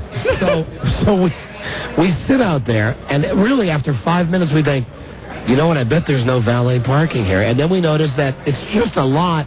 Right. That's got the little gate that goes It's a motel. Right. We're at a motel. We're not at a hotel. We're at a motel. We're at a motel that's... And listen, of all the things about... I don't know about your floor, but my floor smells. What floor are you on? I'm on the 10th floor. I'm on the 8th. And it smells like BM. It smells like bowel movement. I swear to God, I got off the elevator, went down to my room last night, and I thought that like there was like the smell of 1,800 people having their BMs and letting it leak out into the hallway. It was horrible. There was just a slight odor of cigarette smoke and then just a massive odor of BM. And it's still there when I woke up this morning. The decor is great. Have you ever seen that many shades of brown? No, it's everything fantastic. is brown. And like the fixtures are olden time fixtures. Right. And even the light switches. Sure. They're like modern in 1950. But let me give the hotel credit. Good sized television. For the size of the room, a decent size I'll give you that. television. Yeah, all right. It was. I find nothing acceptable about this hotel. Really? And not to mention the fact that we got. I guess they had a flood on a floor above us because we got gigantic water stains in the ceiling. That ain't water. And the carpeting, my level, see, you're on level 8, is damp. Well, I don't know what happened. Everything's great up on 14, boy. Right. Maybe that's it. So it's a crappy hotel, but at this point, it's 1:30 in the morning. You know it's going to be a good hotel when they say spillover. Bart and I are in the room, and we think, you know what? Forget it. We're going to get through this. Stack time. We got a pull-out couch, so he's got his own bed. I got my bed. We're in bed, sleeping, 2:30 in the morning. I mean, he says, Dad, he's been coughing a lot. Mm-hmm. He says, I don't feel good. I said, oh, come on, tough it out. 3 o'clock in the morning. Hey, Dad, I really don't feel good. I go, all right, come here. Let me see what's going on. I put my hand on his forehead. The kid is burning up with fever. That makes for the beginnings of a great Super Bowl weekend. Burning up with fever. And at that point, I say to him, well, come here now. Let me... And I give him a hug, and he's doing that thing where he's actually... He's got the chills, and he's burning up with fever. Oh, my God. So I call down to the front desk. Oh, that's helpful. Because they have a sign that says, if you need anything Need anything like a toothpaste or a toothbrush. So I call downstairs and I say, hi, I need a thermometer. And the girl says, well, there's a CVS about 10 miles away. That's it. That's what she said. I said, my kid is very sick. And she said, I'm sorry. The gift shop opens at 8 a.m. There you go, and there are no exceptions. So, Bart and I went through the night. This morning we get up. I called Frida, and I said, listen, Bart's really sick. I'm not sure what to do. I might have to put him on the plane and send him back home. I don't know. And she says to me, because she has no idea that we're staying at a crack house, she says, and I laughed at this, why don't you call the concierge? There's the lady that's grown accustomed to the high life. Why don't you call the concierge and ask them to have the hotel doctor look at him? That's funny, the hotel doctor. Dr. Giggles. I said, honey, can I tell you something? I can't get a friggin' thermometer. Right. I said, you don't understand the hotel that I'm staying at. And then this is when I started to get another bowl of cornflakes when she said again, I'm 2,000 miles away.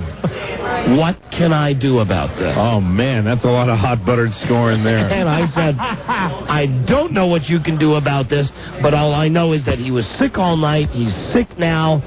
And at this point, and I'll say in fairness to her, I was asking for, I said, what should I do? She said, well, you could take him to the hospital. Mm-hmm. And I thought, well, frankly, the kid's not sick enough to go to a hospital. So we went down to the gift shop. We got him some Sudafed. We got him some aspirin. And we had breakfast with Rob. Did he yak at all, or No. is it just a cold thing? It's just a bad cold. Okay. We go over to get our credentials, which is another gigantic CF this morning. While we are standing in line, what, we got a break? All right. While we're standing in line, make this very quick. While we're standing in line for our credentials, of which we are being dicked around to a magnitude you would not believe. Well, that's a hassle. I'm sorry.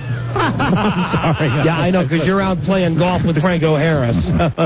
Sterling Sharp. My cell phone rings, and it's Frida, and she says, what are you doing? And I said, we're getting our credentials. She says, is Bart there? I said, yeah, he's right here. She says, if he's so sick, why is he there? I said, because if he doesn't get his credential now, he's not going to be able to do all the stuff this weekend. Right. And then she really starts going off on me, screaming at me. You know, I'm getting scoring. Finally, I said, I can't handle it. You're yelling at me now. I can't handle this. I hang up the phone, and Bart says, Dad, listen, how demoralizing is it? He says, Dad, I'm sorry. Do you want me to call Mom for you? Oh, that's nice. And I said, no, listen, I don't care that Mom's mad at me. Right. I don't care. Let's get our credentials and get the hell out of here. So it all worked out, and the important thing is, how is your son doing now? I don't know. He's in the hotel room. So, haven't you you called over there, haven't you? I defy you to call the hotel and see if anyone answers the phone. Okay, I defy you. I'm sorry. I defy you. I've tried I didn't know. all afternoon since I left to come over here. I didn't know. I know you didn't know. Sorry about it. And I did have kind of a cushy morning. I'm sorry. You sure did. You came in all happy because you've been out playing golf, and Charlie told me that you called and wondered if you could bring your golf clubs here to the broadcast site. No, that's not. Now wait a minute. That's not what it was. What it was I told Charlie that I was going to be coming directly from the golf course to the broadcast site because I was playing in the Franco Harris tournament, and I asked him. I said, "Do I have time?" The question was this: do I have time to swing by the hotel before I come over here? And the answer was yes. Therefore, I don't have my clubs or so. That is it. What? You said, should I bring my clubs in? I said no. No, I didn't say should I bring my... I said, can I bring my clubs in here, or do I have time to go to the hotel? That's what I said to you. That why would I... If the clubs would be here... If I do that before you got here? Pardon me? What? Why wouldn't you just take them to the hotel directly? Because I had told you that I would meet you at 2:15, and then when I called you when I got close to the convention center, I thought, well, if it's just 2:15 and getting credentials has already been taken care of, which you said it had, then I figured I'd go by the hotel and drop them off. That's it. Why are we discussing this? Communication is tough enough for you with you off the air. Yes, it is. I mean, isn't that the way it went? Yes, that's how it went. You're exactly Then right. why are you giving... Because you're my friend. Listen, suffice to say, you had a good morning. Well, can I talk about my good morning? Yeah, and we have to have a break. I mean, we do. I'm sorry. It wasn't that good, but it was pretty okay. Oh, it's better than our morning. It was pretty cool. And frankly, that's why I know you sensed today when you came in. Oh, I did. That there was something you kept saying to me. I still sense it. You said, what's wrong? Nothing's wrong. Nothing's wrong. Nothing's wrong. I'm glad that you came down here and you were able to get right off the airplane and get to the hotel in 20 minutes and go out and play wonderful golf today while we're over here, being effed up the A by the NFL to get our goddamn credentials, of which you could just walk in at 2:30 because all the paperwork had been done already. Charlie did all the paperwork for me. The golden boy. That's me. The golden boy. The golden boy. I won again. I won again. Life is grand. Fantastic. Oh, it's so wonderful. Fun, sun, football, golf. So fun. So what? I tried my damn best. Well, listen, we do want to hear about your day at Bushwood. Yes, it was fun. It was very fun or so. We do. And also I do want to get a discussion about the guy you played golf with today. Yeah, because you had said something to me, and then it's up for discussion. I want to talk about that. Okay, so we will talk about, we will change the topic. We will go to the world of Mike, where everything is great. when we come right back live from the Super Bowl. This is the Don and Mike Show. Anything you read when he came in, he was good. They built tremendous highways. He returned, got all the factories going, everything. He was good at the beginning, but then he went nuts. He went berserk, I guess, and I think even his own generals tried to kill him, didn't they? Everybody in history knows that he was good at the beginning, but he just went too far. Broadcasting from the Super Bowl, it's the Don and Mike Show. We're brought to you by Geico. Our Super Bowl show is. Where one 15-minute phone call can save you 15% or more on car insurance. Call 1-800-947-AUTO. I think that Les Moonves is going to come by. That's pretty exciting. The guy who's, second in command to Mel at CBS. And he's a TV guy, and we can make the big pitch for our series. And also, well, you know what? I'll wait until after you tell us about golf. To tell you about the CBS ranch out here. Well, let me tell you. We'll piss you off. Well, this is very brief because I did have a good time, and it's not good to dwell on it because I know that you didn't have that good. No. And it's not only me. We. All of us had crappy times, but we are glad that you had you were a good time. We really are. You were going through the maze here to get media credentials, and there was a foul up, and while you were doing that, I got invited. My friend Dave Wood from Domino's Pizza. I have to give the plug. You know that, don't you? I know. You're just disgusted with me. I am. I am GB. Golden Boy. Invited me to play in the Franco Harris Lydell Mitchell golf tournament today. And so I got out there today and got out there early to hit some balls, and this is not going to make you any happier. I thought it was going to be really cold because when I came out of the hotel, it was like 42 degrees. It felt freezing, and then when we got to the site of the golf tournament, it was beautiful. Yeah. The weather was... We're happy for you. Hey, Rob, pull up. Mike's telling us how great the weather was when he was out there hitting balls today. I couldn't believe beautiful. I couldn't believe how warm it was. Around the time that you and I were on that trolley that took 40 goddamn minutes to go 3 city blocks. Oh, you mean the one with the wooden park benches inside? I'm sorry, guys. It was really wonderful. And it was also very temperate in line in the media center. Very mild in there. Well, I get out there, and I'm all by myself, and on the driving range where I love to be, and the sun's coming up, and it's warm on my face. Really? Was there one particular beam of golden light that just sort of focused on you? Believe me. You know what this is?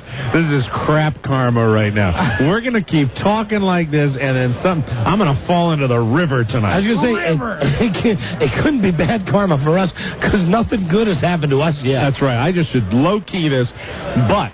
When I play in these tournaments, I play in a lot of them, not as many as I used to, but normally what it is you go out there and it's a bunch of corporate people. Now, I happen to know this guy, Dave Wood, who invites me, and we've played together before, but it's still going to be, in my opinion, I'm going to have a bunch of guys that work in business, and it can be horrible. It can be really awful. Most of the time it is.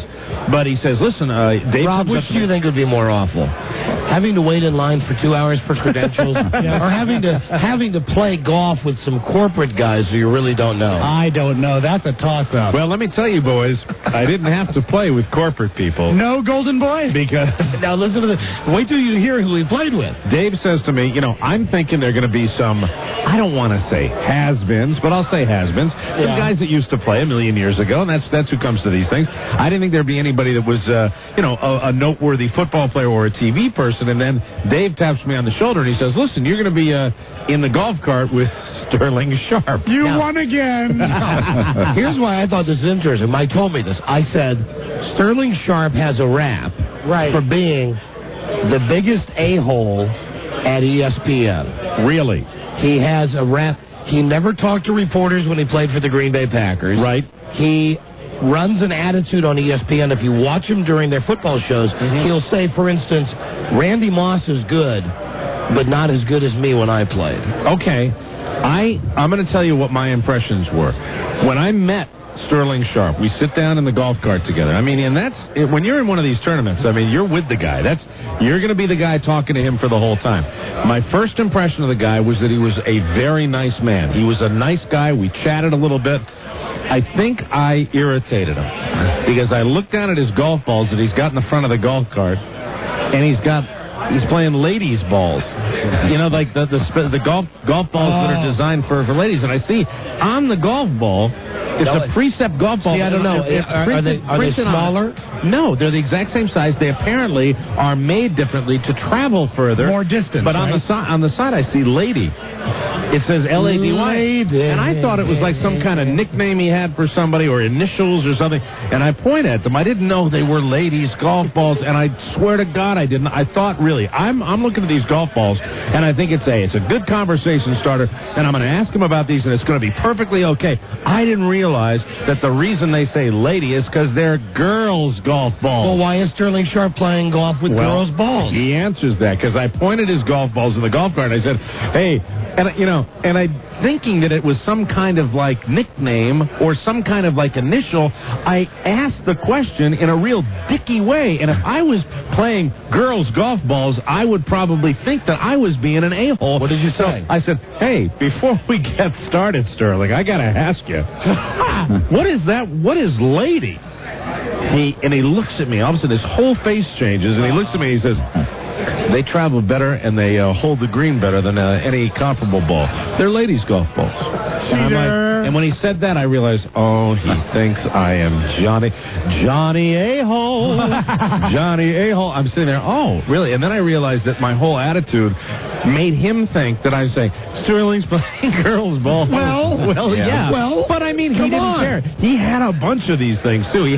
They were all, and let me tell you something. I thought that we were off to the, what were you looking at? What? Oh, my God. What? Ladies and gentlemen, it's George Michael. Oh, no, listen, we're in the middle of something. We cannot be derailed here.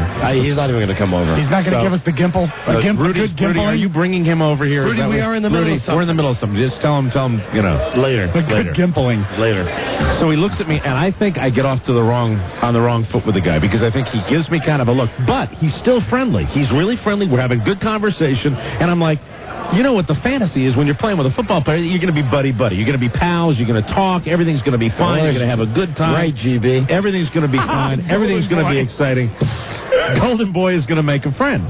So I start chatting with him, and he's really, really nice.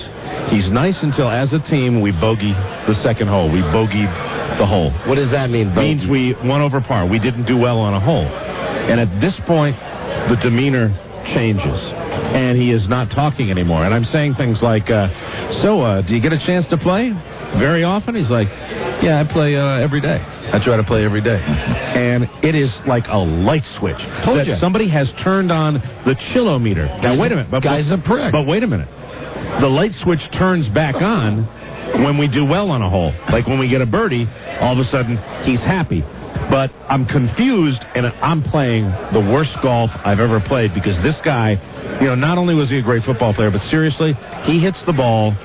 He hit one drive over 350 yards. And I am being conservative because I don't want to say he hit it 400 yards, but I swear to God, he hit it over 350 yards straight down the middle. He's a one-handicap golfer. He's a great golfer. And I'm totally flustered because he's being nice, and he's being mean, and he's being nice, and he's being mean, and I don't know what the hell to do. So how did it end? It ended where I shook his hand, and he was polite, and he was curt with me. Well, I told you, he's a prick. But there were moments where he was a good guy. There were moments where he was a good guy. When I watch him on TV, George he seems to be a Michael's prick. staring at us. Another Golden Boy. There you go. No, come on. Come on. Come on, no. Come on. Come on. Hey, George, how you doing? Golden George boy. is shaking his head. George is shaking his head. Here comes Here he comes. You're the golden boy. All right, George. I love you, Don. Hi, George. Don, I have always loved you. Before there was a Mike, there was a George. You put us together, and it's Mike and George. I love you. I love you, George. You know, I'm sorry about the restroom scene in Beverly Hills. What's he talking Are you guys doing good? Are you thinking music?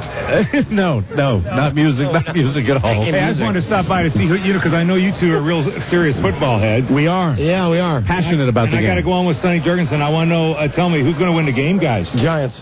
The Giants? Yeah. That means the Ravens? Giants. win, right? I say Giants also. I'm a Giants fan, George. I know you are. You Yes. always have been, ever since Yes. your days at American University. Wow. Do people know that you went to American University? Not all the time, George. Thank you for mentioning that. I appreciate it. Do they know that Of course, you're the golden boy. Of course he knows that about Do you. they know that you were the president of I Felt the Thigh and Tapakega Day fraternities? Crap out you. 77 WABC. George Michael. Get your love, mother. Now that's what we like, George. That's Why the is George everybody we like. hanging their head in shame? Have I just destroyed my reputation and career in 10 seconds? That's You miss me. You guys miss me. You're too damn straight. You need me. We do miss you, George. All right, well, listen, if that's all there is, then I'll be going now. I'm going to go put my money on the Ravens now that you told me the Giants win. Beautiful. Geronimo. You drove Jay Cook to his grave. Do you know that? Okay, get out of here. Hey, George, get out of here. Can you George. say Chicago like we do? We play that tape of you all the time when you say You're At the beginning, ladies and gentlemen, when you're a WABC with Chicago. Thank you, George. That's fantastic. Show in Tampa is about to get a cop after me. Thanks. Thank you, George. He gave us a Chicago. Oh, that is great. You the man. All Music Radio 77 WABC. He's off mic. George is saying other things What? to us What? right Get now. on the microphone. I've been straight for so long, and I run into you guys, and in 3 minutes, my reputation's right back down the hopper. You know, liquid plumber could ruin my career faster than it Oh, boy. You know, when you want somebody to do something, then they do it 150%. I like that. Thank you, George. That's good. There he goes. Wow. He was over there. You weren't looking. I was looking. I had to invite him over here. He's a good guy. George Gimple. Oh, boy. We were worried about that. We weren't sure. Yeah. He looks great. Wow. Now, is he coming back? No, he's going over to the other side. There he goes. There he goes. All right. So anyway, I think that my verdict is I still think he's okay. Sterling Sharp? But we did not part as, it's not like I would say, hey, he was buddy-buddy, he's a good guy, or I could ever see him and go, Sterling, it's me, your personal friend. That it was made pretty clear that that's not going to happen. Gotcha. All right, well, But I'm the golden boy. You are the golden boy. And then I discovered oil. And a wallet full of currency. Oh, my God. All right, timeout. Oh, damn. Fast and Furious at the Super Bowl. I'm sweating. I know you are. Golden sweat. Golden sweat. Rob, shut up, Rob. Shut up. Your brain's got the shell on it. We will be right back. This is the Don and Mike Show. I'm George Michael. Good to have you all with us tonight. Eighth caller at 212-955-9222 will win a 4 LP disco package featuring Gloria Gaynor, furnished by Polydor Records. Dial now. I want to make you a WABC winner. Monday in New York, 81 degrees, hazy skies, still a few scattered showers in the area. I guess that it is every guy's fantasy to be standing at the bar some night and to have the most gorgeous woman in the world walk up to him, look him in the eye, and then whisper in his ear.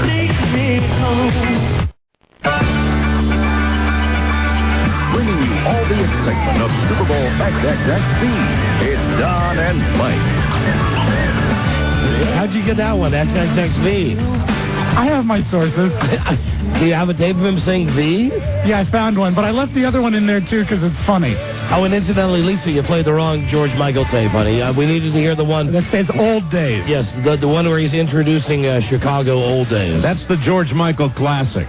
Are you working on that right now, Charlie? All right, well, as soon as she gets that, we'll let you know. Live at the Super Bowl, courtesy of Geico, where one 15-minute phone call saves you 15% on car insurance. Call 1-800-947-AUTO. Now let's hear that George Michael tape. George Michael, WABC. 8:03, Monday in New York at WABC, and Billy Martin is officially back as manager of the Yankees. I told you that would happen Saturday night, didn't I? Trust me. Ah, yes. I thought this was the right song to play with it. Ladies and gentlemen, this is Chicago! There he is. All right, turn it off now, Lisa. Turn it off. I mean, the whole air check goes like for an hour and a half. That's great. I love that. That is George Gimble, 77. That's right. Happy birthday. 77? 77. He is 7 years older than G. Gordon Liddy. That's great. All right, Les Moonves, I guess he's not showing up. Is that the deal? This place is really starting to empty out. To empty out now. Yeah, apparently the huge NFL conclave, the Commissioners' Party, is this evening, and it is where we are located. It will be held in the convention center here in Tampa, and I guess everyone's going home to primp. Yeah, so I guess we're not going to have this dude Les Moonves on the show now. We've had Les Moonves on the show via telephone one time. Rob is going crazy. Do you think that those pills he took last night, there's still residual effect? I mean, he's over there writing jokes. You really expect us to read this? More Don and Mike and Les Moonves. Don't you think don't trade? No, I think that sucks. I think that sucks. Oh, I'm off Superbowl. Please, stop sitting there writing these dumb jokes that nobody reads. Okay. Sorry. Listen. So, about CBS. This morning, Golden Boy, while you were enjoying all of the accoutrements you were enjoying. Accoutrements, yes, my pampered life. While I was getting my pedicure. While Rob and I were sitting having breakfast in that crappy asshole that we've. That's right. Having the crack house buffet. I was out getting my pedicure, and you and Rob were shoveling coal. Well, no, listen.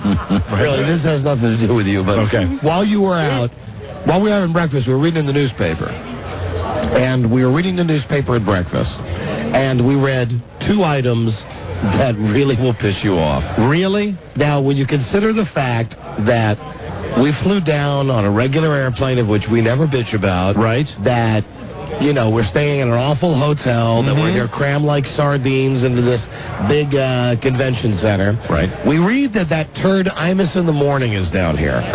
Now, they flew him down on a private jet. It says in the article that they got him at a ranch somewhere outside Tampa Bay, and that his suite that he is staying in is larger than his New York apartment. And furthermore, he likes the chair that he broadcasts from in his studio at WNBC or WFAN. They paid to overnight deliver that chair. I'm going to barf. Down to Tampa Bay. That cannot possibly, that cannot remotely, that can never suck enough. Meanwhile, our asses are sitting on whatever the standard Tampa Bay Convention Center chairs are. They are kissing his ass that much on this broadcast? Yes, they are. Now, is he broadcasting out at that ranch? No. Or is he just coming down for... Oh, no, this was the funniest part. Yes, he is. Okay. And the article said the 200 fans who showed up were excited to hear him. Yeah, there you go. The 200 people. fans. And he's on down here. Yes. And they come out to see him, his 200, because he's so scary popular. But that's really good turnout, because that's like 30% of his entire audience. So we read this, and man, we're pissed. It's like, we're staying at a crack house, and he's in a suite that is bigger than his New York apartment. Right. And then I say to Rob, wait, you're mad about that. Skim down to the bottom of the next page. And then we read about, and this is quote, the CBS Ranch. What they've done for the CBS stars who are here is they have bought out an entire ranch. That includes 2 18-hole Arnold Palmer golf courses, luxurious spa and daycare centers. Right. 24-hour massage service. Horse riding stables. Marble enclosed. So they basically bathrooms. They basically booked an entire resort for the CBS family. Gourmet cooks on call 24 hours. We are not part of the CBS family. No. They had the list of stars. Of course, Ray Romano. Right. Yeah, of course. The entire cast of Everybody Loves Raymond. Jervis and Sue and Jeff Probst from Survivor.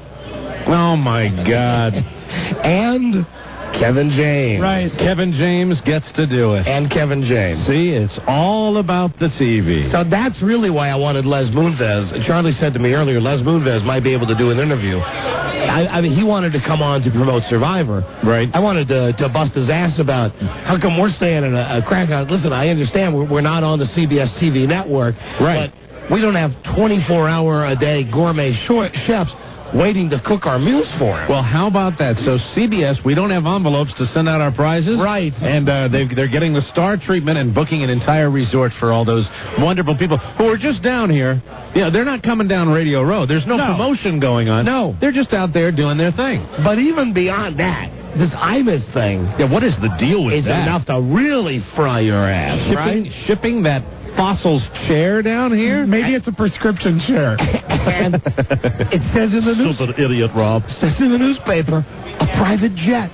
Just got my private jet. And, well, he's not going to be doing any horseback riding, is he? I don't think I can. I'll break my collarbone. I don't think so. I don't want to break my collarbone. Damn, that's a pisser. And then it says in the paper, Stupid idiot. And they don't make fun of the fact that only 200 people show up. Yeah, they don't even mention that. It's Imus. And so the fact that he only pulled 200 people at his broadcast. Hey, does anybody have... hey, Rob, go check on one of those tables down there. It's the Tampa St. Pete Times or whatever the hell the newspaper is. Because you got to see. They got a giant picture of it. Imus. Is this it? Hold on. Yep, this is it. Stupid idiot, Bernard. Hold on. Oh, man. Let me find the section. Listen, I'm going to want a private jet to take me down here. I want my own private chair. Here I want my special chair, my specialty chair. Got it. Share it with you now. Okay? How you like this? Look at that headline. Oh, there he is with his doofus cowboy. Imus draws crowd before dawn. Really? Before dawn. The Costa talk show celebrity hosts his radio show from the Westin Innsbruck Resort. Innisbrook. Yeah, it's a one. Is that the same resort that they're doing the CBS people? No, CBS is at the Saddlebrook Resort. So there are two major golf resorts here in Tampa, two of the nicest ones. There's the Westin Innisbrook, which is fantastic, and then there's Saddlebrook, and that's CBS's property. But you know what? We should have been out there. A radio show isn't much to look at. A bunch of folks wearing headphones. It's not as if you're watching a play. Yet, for the 200 fans who showed up Thursday for the live remote of Imus in the Morning. Oh, there's a song and dance fest. Fans! The radio program was a pageant of the highest order.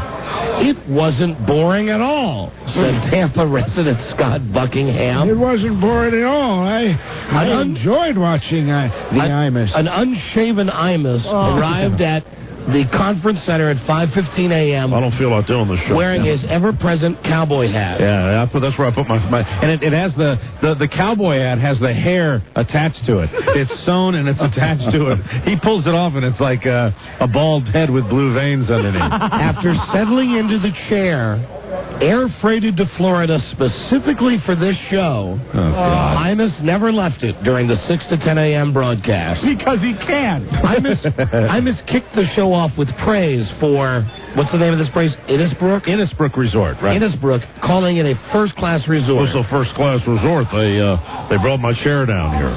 His suite was the size of his New York apartment, he said. God. Let me see. During the show, Boomer Esiason and Phil Simms stopped by to chat. And then down on the bottom of the page, it's CBS South invades Saddlebrook Resort in Pasco. CBS primetime manager said last-minute change expended right after the weekend, but many of the network stars will be staying at the Wesley Chapel Resort. Big names include the entire cast of Everybody Loves Raymond. The 480-acre resort features shops, restaurants, 2 Arnold Palmer-designed 18-hole golf courses, and 45 tennis courts. Add to that a 7,000-square-foot spa that offers body treatments, facials, salon services, with 12 private treatment rooms, a couple's rooms with soaking tub, hydro massage tub, men's and women's dressing rooms, whirlpools, saunas, steam rooms, 24-hour room service with gourmet chefs, according to CBS spokespeople. Fantastic. Everybody's getting taken care of. Others on the confirmed list include King of Queens star Kevin James. Enjoy, Kevin. David Letterman won't be at Saddlebrook, but he has sent Biff Henderson. So Biff Henderson is out there. Along with Late Show host Craig Kilborn. And, of course, you would think that maybe, since they're at that fantastic resort, they could send some of those celebrities our way. Yeah. We don't even get to do an interview when we're down here working. No. So, FCBS. That's a message from Wendell. Message from Wendell. It's pretty excellent. Not only are we not... Man, you got psycho handwriting, Wendell. Not only are we not part of the CBS Ranch family, we are not welcome down the hall here at the CBS Sports office, where they have 3 different flavors of hot super pretzels. I checked yesterday. Did you say hot soup? Hot super pretzels. Oh, hot super pretzels. That's true, Wendell? Come explain this note. I ducked in there yesterday, and in doing some advance work while waiting for my credentials, said hi. Showed them the business card, CBS Radio, everything, and could my talent duck in here tomorrow for a respite from being out there on Radio Row? And I was told, no, that's just for our correspondents. We're not even allowing the press in here. CBS. Yeah, they're really behind you around here. They here. handed me back my business card, by the way. That was nice of them. They handed you back your business card. And asked you to reuse it again. Be gone. They handed it back to you. Oh, F them. Super pretzels. This sucks. Okay, well, listen. Armin Catane Super Pretzels. Listen, we have a Friday favorite lined up for you next. Yay! Let me just say, it's someone from the NFL past and someone whose fingers... and fingernails and hair continue to grow. It's a ghost, Don. Yes, it is, and it's coming right up. This is the Don and Mike Show. Did you really mean what you said up there? Uh-huh. I just want you to be happy, Mary. But I'd be happiest with you. What about Brett Favre? What'd I tell you the first time we met? I'm a Niners fan. Live from the Super Bowl, it's Don Geronimo and Mike O'Mara. That reminds me of that tape of Ben Stiller. I know I'm way late to the party on this, but you saw it. Yeah, I told Mike during the break. I watched Meet the Parents. Is De Niro not the funniest thing? I've never seen him funnier. In the hotel room? Yeah. He's great. Ben Stiller. Right. Is great in that movie. Listen, I know I'm like a year behind. Sure. I'm the last person in the world to see the movie, but really liked it. And Mike, I'll be watching you. Yeah, you know what Ralph and I have been doing for a while. Okay. I'll be watching you. Let's do a Friday favorite, and we are going beyond the grave.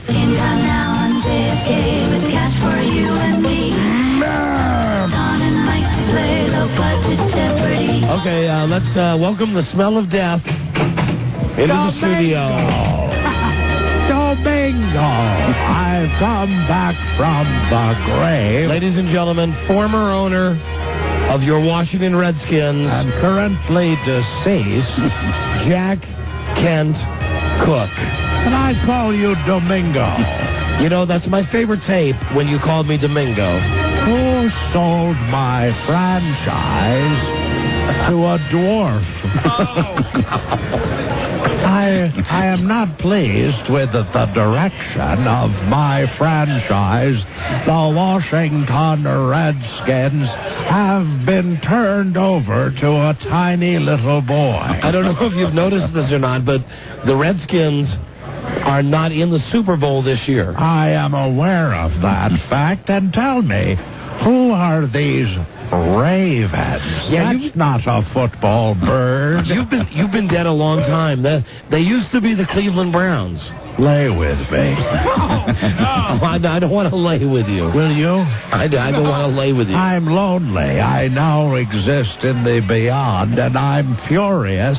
You cannot gauge the depth of my anger. I am beyond consolable due to the fact that the Cook family franchise has been mishandled rather inappropriately. So if you could speak to current Redskins owner Dan Snyder, yes, what would you say to him? I would say, Mr. Snyder, bloody congratulations on taking over the franchise, but your Napoleonic tendencies have resulted in a reversal of our good fortune. And you know, he fired your boy Norv. Norville Turner will be the next Joe Gibbs. You mark my bloody words. I'm furious. I do not feel that they will attain the level of success under Schottenheimer that they would have under Norville Turner.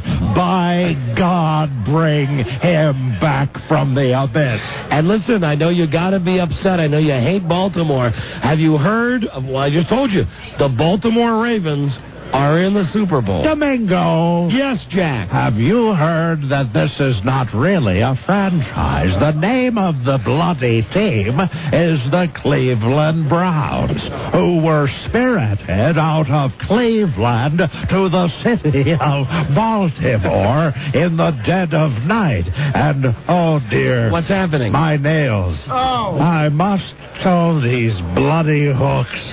Look at my fingers. Your talons.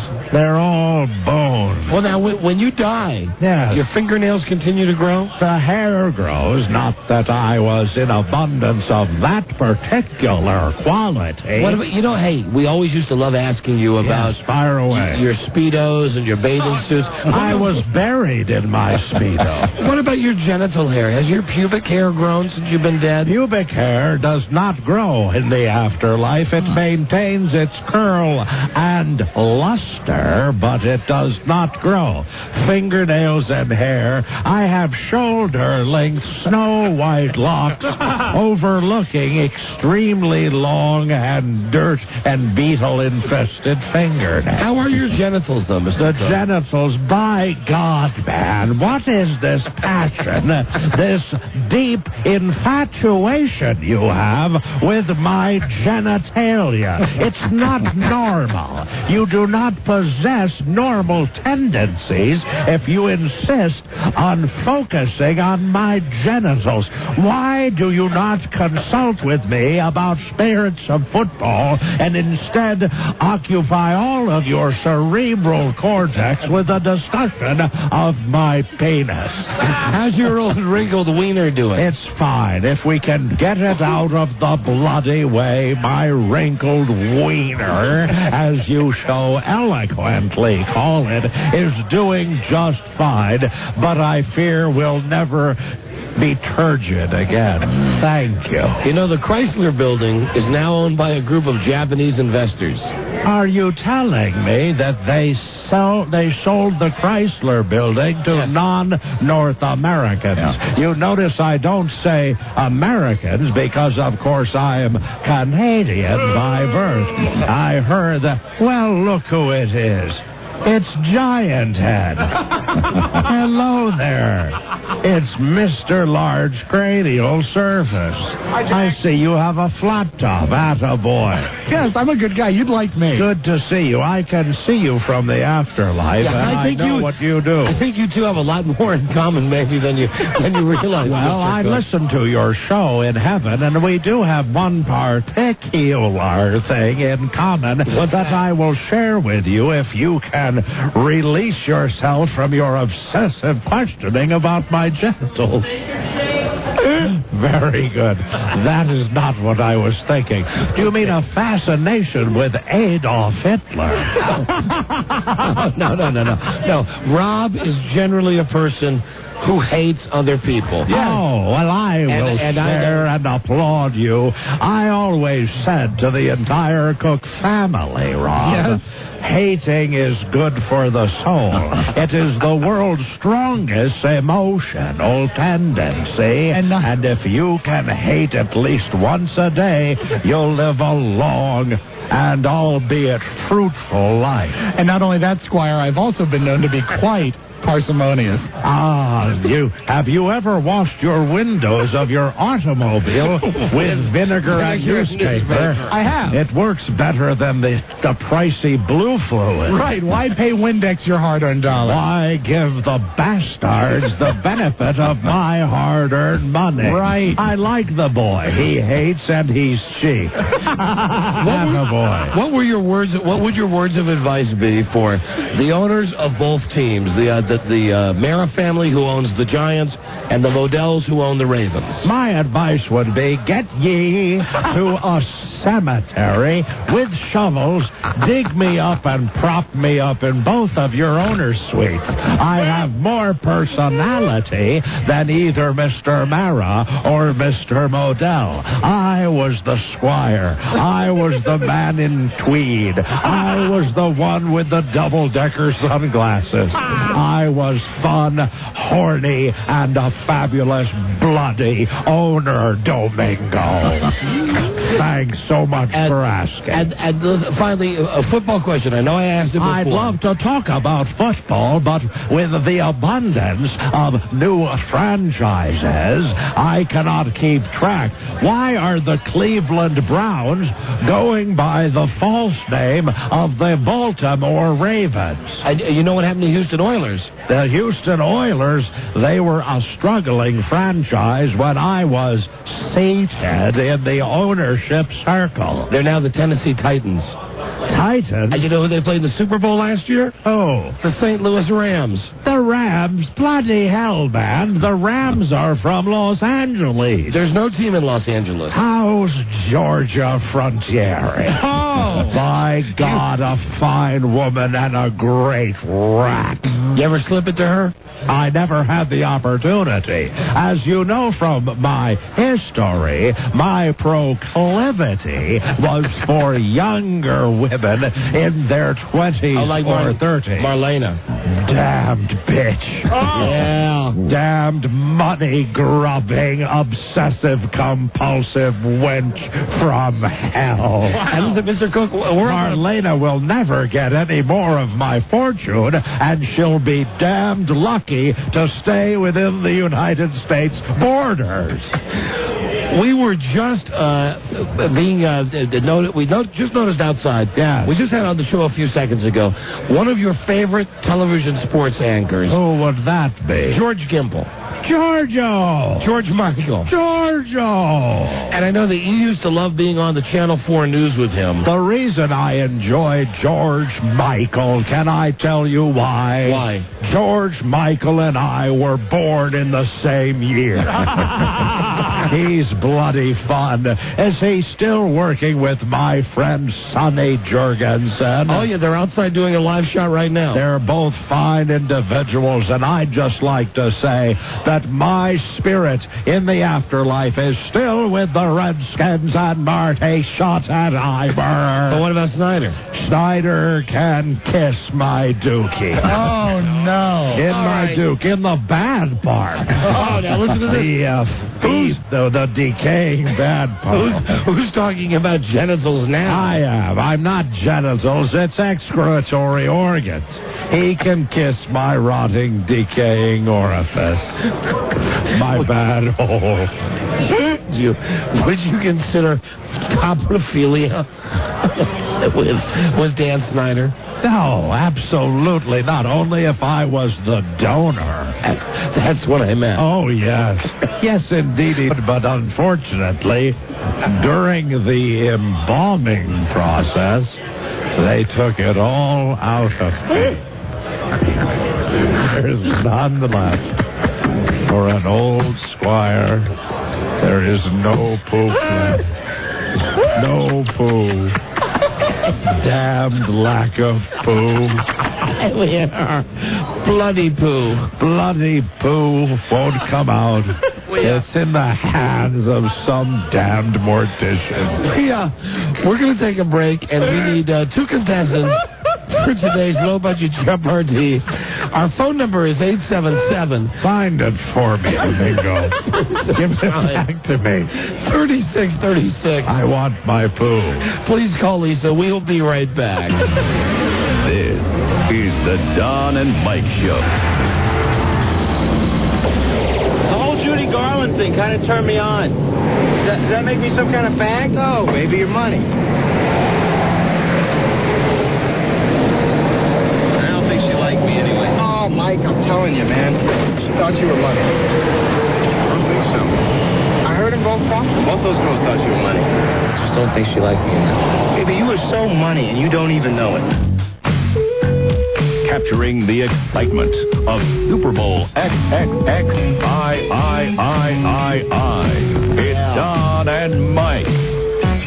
Jack, you are so money and you don't even know it. I am the Money Meister, Domingo. You ever watch that movie Swingers? That's where all that talk comes from. I don't watch movies because I have no eyes left.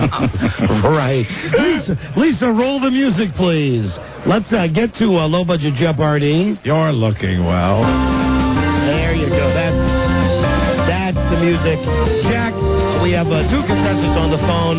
Let's meet them now, please. This is low-budget Jeopardy. Now entering the studio is a student from Green Bay, Wisconsin. Let's say hi to Steve Fish. Hey, Steve. Steve Areno. Hey, Steve. Steve, buddy. Steve, man. Are you there, Steven? The Stever. Stephen Tish. The man of Steve Stinia. Shall I introduce the other fellow? Why don't you try that? And now let's say hi to a contractor from Bethesda. Let's say hi to Alan Beal. Alan? Bingo. There you go. Hold on. I got somebody there. You got the other guy? Are they both on the line? Bingo, Mr. Cook. Hi there. Steven, are you there? I'm here, Don. Beautiful. All right. We got them both. Guys. And now entering the studio is the host of Low Budget Jeopardy. Don't screw without you. Thank you, Jack. You're welcome, Domingo. Don't forget, I'm living with my mom, wearing a clip-on tie, suit by Mr. Guy. Call me Alex unless you're playing the game. Then it's L. Q. Quizmaster. And always call him Skeletor. Dead Old Man Cook. Dead Old Man Cook. And here's your categories, kids. Oh. Your categories are Super Bowl trivia. Trivia. I enjoy Jeopardy. Name that Vince. Vince, I have several in my cerebrum. You have several Vinces in your cerebrum? Oh, I have several worms in there, man. Golden Globe winners. Golden Globes. Damned Globes.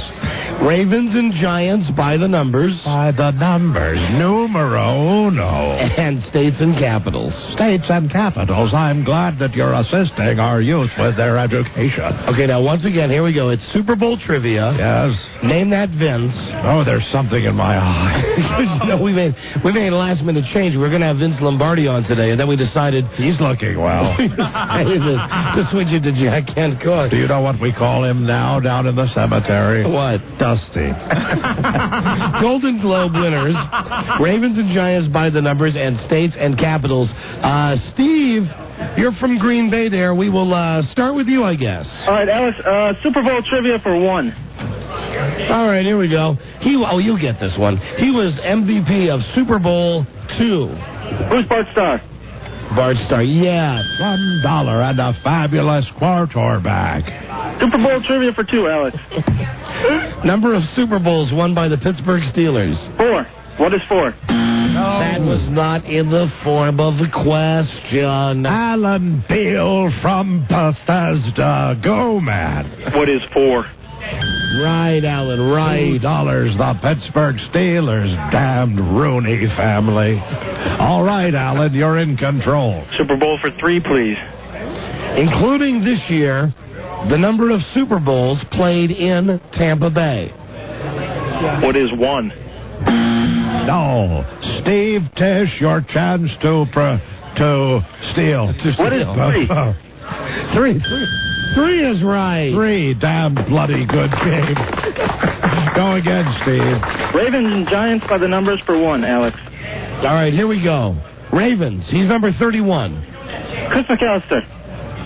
That was not in the form of a question. You moron, you have to put it in the form of a damned question. All right, Alan, your chance to steal. Who is McAllister? No, you shouldn't have believed it. It's Jamal Lewis. Steve, luckily, you have the board. Ravens Giants by the numbers for 2. Hey, listen, I got away from this. Jack, Mr. Cook? Yes, sir, Domingo. By the numbers, if you were alive, yes. Any idea how old you'd be now? By the numbers, I would have 3 of them. Wow. I would be celebrating a birthday, and that talented weather fellow, Willard Scott, would be selling jams and preserves with my birthday in between. And what would he say about you? He'd say, we want to say happy birthday to Jack Kent Cook, who enjoys boning younger women and firing people in his office. Capital idea. I would accept those fantastic superlatives with a great deal of gratitude for the rotund young man. Oh, I know what I forgot to tell you. I promise we'll get right back to the game. You're a very excitable boy, and I must reiterate, lay with me. I heard that Dan Snyder barbecued your dog, Coco. Do you mean he killed Coco? He killed him, and then he barbecued him, and they ate him at a big picnic out at Redskins Park. Will you do me a favor, Domingo? Sure, Mr. Cook. You tell that bloody Oompa Loompa that I'm coming to get him in his dreams. They made Cocoa Bobs. Cocoa Bobs? You know, not kebabs. They made Cocoa Bobs. I'll send him a Schneidergram while he's sleeping. I'll turn myself into Pinhead from Hellraiser. Pinhead with a tweed hat. And that's right. You're right, Rob. They sold your dead dog on a stick to fans to eat during training camp. Do you know that he's charging for training camp? Training camp? Charging an admission? Yeah. It's uncalled for, unacceptable. You could come out to Redskins Park and pay your money, and you could actually eat Jack Kent Cook's dead dog on a stick. They killed Coco and fed him to the fans? Unacceptable. Yes. My heart is filled with a great deal of sadness. I have a heavy heart. Then again, it's because it's fallen out of my back. We were on Ravens Giants by the numbers. By the numbers. Who was in control here? I can't write with these hooks. Who are you? Steve, all right. Thank you. When we're trying to identify you, saying I was Steve is not the best way. But now you're in control. Select again. All right, Ravens Giants by the numbers for 2. Giants, he's number 31. Who is Jason Sehorn? Yeah, that's right. You had it right all over. $2 for you, Steve. Select again. Ravens and Giants by the numbers for 3. Giants, he is number 27. Who is Ron Dane? Correctamundo. $3. Damn fine category, Steven. Select again. Name that Vince for 1. Now, keep in mind, we thought Vince Lombardi, which is why we had this category today. Dusty to his friends. He's married to Amy Grant. Who is Vince Lombardi is married to Amy Grant. No, that's the answer to the question. Oh, I'm sorry. I interrupted you, Steve. Try to answer again. Who is Vince Scully? That fabulous sportscaster, gospel singer married. Vince Scully. I have no idea. Never heard of him. All right, maybe you guys have heard of Amy Grant. Alan, your chance to steal. It was Vince Gill. Okay, yeah, he got it right. Oh, wait a minute. Hold on. No, he did. He got it right. Okay, but I said Okay. You said Amy Grant. You didn't give it away. Right, didn't give it away. Yeah, Vince Gill, right. $1 for you, Alan. You're in control. Name that Vince for 2, please. Major movie star starred in the movie The Cell with Jennifer Lopez. Who is Vince? Steve, it's your chance to steal. Who is Vince Scully? Vince Scully. You know, and for the record, his name might be Vince, but they called him Vin. Right. Yeah, Vin, not Vince. Oh, my bad. No. Vince Vaughn. Maybe you've heard of him. Vince Vaughn. Vince Scully. And Steve and Alan, you're in control. Name that Vince for 3, please. Dead horror movie star. At one time, considered a Mike O'Mara lookalike. Who is Vincent Price? That's right. $3. Bloody good job, Alan. You're in control. Select another category. States and capitals, please, Mr. Cook. Beautiful. Here we go. Thank you. It is the capital of the great state of Illinois. What is Springfield? Right. $1 and a fine place to live. $1. Go again, Alan. States and capitals for 2, please. It is the capital of the great state of Richmond. What is Virginia? He's right because I got it backwards. We'll give it to you. Because I was dyslexic on that one. $2 for you, and you've tied the game, Alan. States and capitals for 3, please. Yeah, that's very good. I effed that up, and he got it right. That's all right. I used to F a lot of things up. It is the capital of the great state of Louisiana. What is Baton Rouge? Right again. $3, and with that, you take the lead. Is that the end of the first round? Oh, no. We still got the Golden Globe winners. Golden Globe winners for 1. Would that be correct, Alan? Yes, please. Very good. Here we go. He won a Golden Globe for Oh, Brother, Where Art Thou? Who is George Clooney? He is. $1. You know, one time I had a nail-biting habit in the afterlife, and I chewed my finger clean off. Clean off. Did it grow back? It did indeed. Only the bone and the nail. Scratchy. I could use these hands as back scratchers. Oh. All right, Alan, you're in control. Yeah. Golden Globes for 2, please. She won for her role in Nurse Betty. Who is Zellweger? Steve, it's I got it. Steve, Alan. You were buzzed. You were buzzed, and then you shouted out the answer, giving your opponent a decided advantage. Who is Renee Zellweger?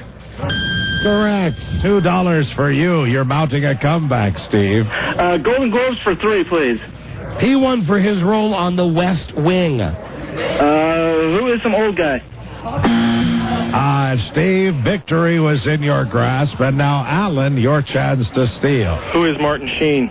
Right. And with that is the end of the first round of bloody low-budget Jeopardy. And Jack, as the day gets later here in Tampa. Yes, the late day. I can't help but noticing. Maybe it's with the early dinner hour for seniors. Where I live, it's always nighttime. I can't help but notice how many more old people I'm seeing here at the Tampa Convention Center. We only come out at night. Some of us old people, some of us live where it's dark all day.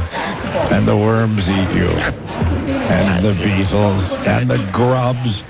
Damn snails. Okay, listen, guys. Weevils.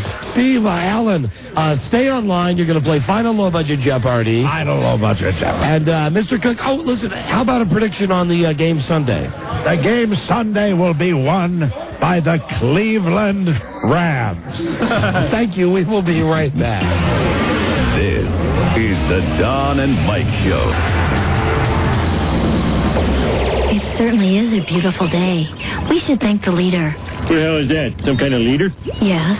He's the head of our perfect family. Why don't you come chat with us about the leader at the Welcome Center? Will there be beer? Beer is not allowed. Home or no function, beer well without. Would you rather have beer or complete and utter contentment? What kind of beer?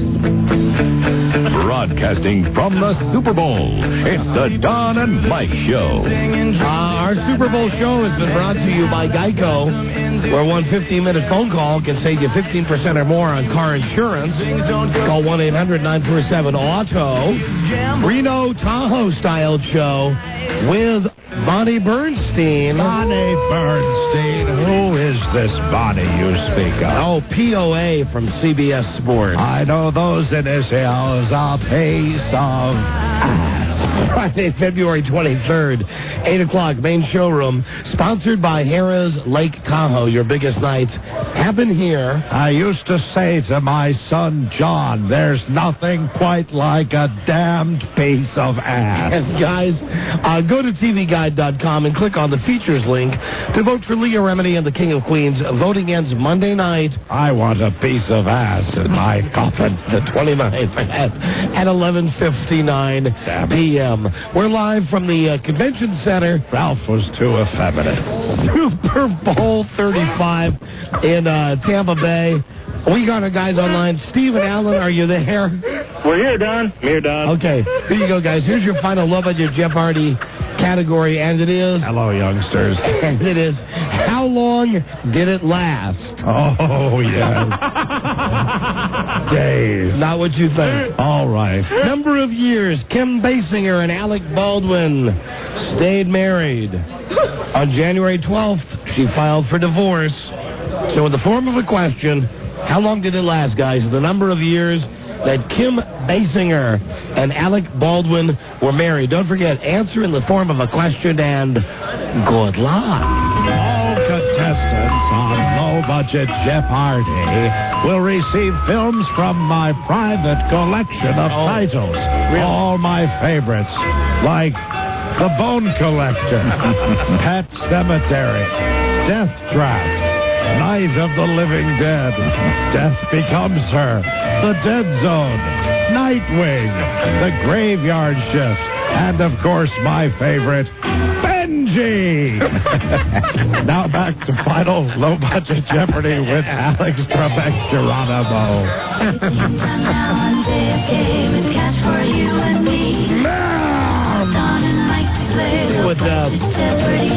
What was odd there was that all of those movies had to do with death. That is indeed true. And the macabre, and then the last movie was about a happy-go-lucky dog. You've pinpointed it. Way to go, Domingo. Who do we want to talk to first, old man? Low man on the totem pole is Steve. All right, Steve Areno. Here we go. How long did it last? Number of years Kim Basinger and Alec Baldwin were married. What is 9? 9 is... No, not it. No, sorry, that pal. knocks you down to 0, Stephen. Damn it. Damn it. Alan, you're the winner if you have the right answer. What is 7? 7, he's a big winner. Congratulations. Lisa, give me that music, please. Oh, indeed. 7 years they were married. 7 long years. I was married, too. How many times? To Jacqueline. Remember when I fathered the child? When I was able to shoot my bloody seed? That over 70 years of age. Yeah. All right, so Steve, the guy from Green Bay. Yes. You are the winner. Alan, the guy from... Alan is the winner. Oh, I'm sorry, I got it wrong. So what? Now I shoot them. I got it mixed up. There you are. Alan, you're the winner. Steve, you're the loser. Either way, don't go away, man. Just go away. Here's Jack Hancock to tell you about your money. Alan. And your prizes. You double your score to $32. We throw in a bonus currency of $25, bringing your total to $57 bloody damned dollars, Alan. That's awesome, Mr. And Steve, we have parting prizes for your collection. There you go, Steve. You have won a CD soundtrack. Weird stuff. From the movie Save the Last Dance, courtesy of Paramount Pictures and Amphitheaters. Wait. Hold on, let me see that. Give me that slug. Yes. That's courtesy of Paramount Pictures and AMC Theaters. I'm sorry, I thought it was AMC. But you've also won a VHS videotape of The Cell. The Cell. Rated R. Starring Jennifer Lopez and Vince Vaughn. Now available to rent at your local video warehouse location. Thank you and thanks for a bloody damn good game, boys. All right, Steve and Alan, have a great weekend. Enjoy the Super Bowl. Thank you for listening, guys. Guys. Hello? All right, well. Yes. Right. Thank you, guys. Hey, Don, can I say something real quick? Yeah, sure. You were too bloody impolite. Oh, please, I want to tell Mr. Cook to tell Mike that his impressions are great, except Jesse does sound like Arnold. Oh, would you... Now listen. Which one of you said that? Oh, now you... Hey, you know what? Jerk. You know what? You're going to put the golden boy into a tailspin this weekend. Would that be Steve, our loser, by any chance? I did not say that. Alan said that. Alan, were you our winner and you said that? I meant no offense, Mr. Cook. Let me say, Alwyn, your total was $57. Oh, my, here we go. That total could be reduced dramatically, Alan. Say it's not true to Mike. Tell him that Cook, all of... Mr. Cook, please tell Mike that his voices are incredible, and someday I hope to come to the camp. There, you saved that bonus. Way to go, Alan. Otherwise, say hi to somebody. Oh, Jesus Christ. Why are the bloody inmates taking over the asylum? Who do you want to say hi to? I want to say hi to my girlfriend, Rayanne. Right, great. Thank you. Hold on, guys, both of you. Jesus Christ. And I'd like to say hi to Arnold Schwarzenegger and Jesse Jackson. Oh, see? They all bloody run together. Now. I'll tell that to Mike, but he'll be a stupor when I do. Okay. Jack, always remember, never forget, Low Budget Jeopardy is a production of Koran Incorporated and is distributed by King World. Goodbye. Look at my bones. Well, it was an exciting Super Bowl edition of Low Budget Jeopardy today. Always nice to hear from an old friend. Yes, the smell of death is definitely in the Tampa Convention Center. Buzz! Yes. Buzz, I know you're there and we're here. Yes, I am. It still is no reason that we cannot communicate with the news. Excellent. In a world where owning a radio was strictly forbidden, one man found a way to bring good news to his people. It's Buzz. He made it up. And, Buzz, your lead story tonight, please? Tonight, Jesse Jackson stars in My Two Wives. That's great. Stay tuned, everybody. Stay tuned for news and comments coming up on the Don and Mike Show. That was very... Keep hope alive. Professional. This is the Don and Mike Show. Dr. Wiseman, no one has a deeper respect for psychiatry than I do. And I know that when we get to Larry, we're both on the same side. But I think there's certain guidelines we should observe here. Oh, before you go any further, let me tell you that I can't discuss Larry's case. Oh, what horse you Buddha doctors are all the same. Soon you'll have Larry recovering a false memory of an uncle who tried to touch his pet. Bringing you all the excitement of Super Bowl XXXB. It's Don and Mike. Yeah, man. Yeah, excitement my ass. I tell you, we're having some fun now, ain't we? Yeah, there's nobody in this convention center now. It is empty, and it is nice. I like it. All the other radio professionals have hamstrayed. Yep, there's just a couple of guys left that are screaming stuff like, well, the Ravens are favored by 3.5. Wild foul stick. Yeah, so I think we're the last of our kind left here. We are. I think we're the only ones of our kind. Sad, really. You know, the only guys left that are doing anything besides just, well, let me just see if I got something for you to illustrate my point. Besides doing this. There you go. What's the over-under on that? That was fantastic pitch. www.egars.com, hottest cigar site on the planet. Let's get to the news and the comments. Now here is Guy Birdley. Hi, Buzz. Hi, Don and Mike. If the National Enquirer is to be believed, and apparently it is, judging from Jesse Jackson's confession, then this story just gets stranger. In the next... Keep up alive. Keep up alive. Hi, Jesse. It's not a tumor. It's not a tumor. Hey, you know why? And they had the Rainbow Coalition. Sarah Connor. In the next Don't issue... worry. I will be back. I'll be back. Sarah Connor. In the next issue, the tabloid says Jackson's wife has befriended the woman with whom Jackson had a child.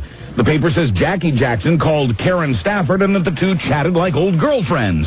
I certainly hope she does not divorce me. Mrs. Jackson, go ahead, Mike, why are you doing your Arnold Schwarzenegger now? Someone told me that it sounds remarkably similar to Jesse Jackson. Chilling. And I want to share the power.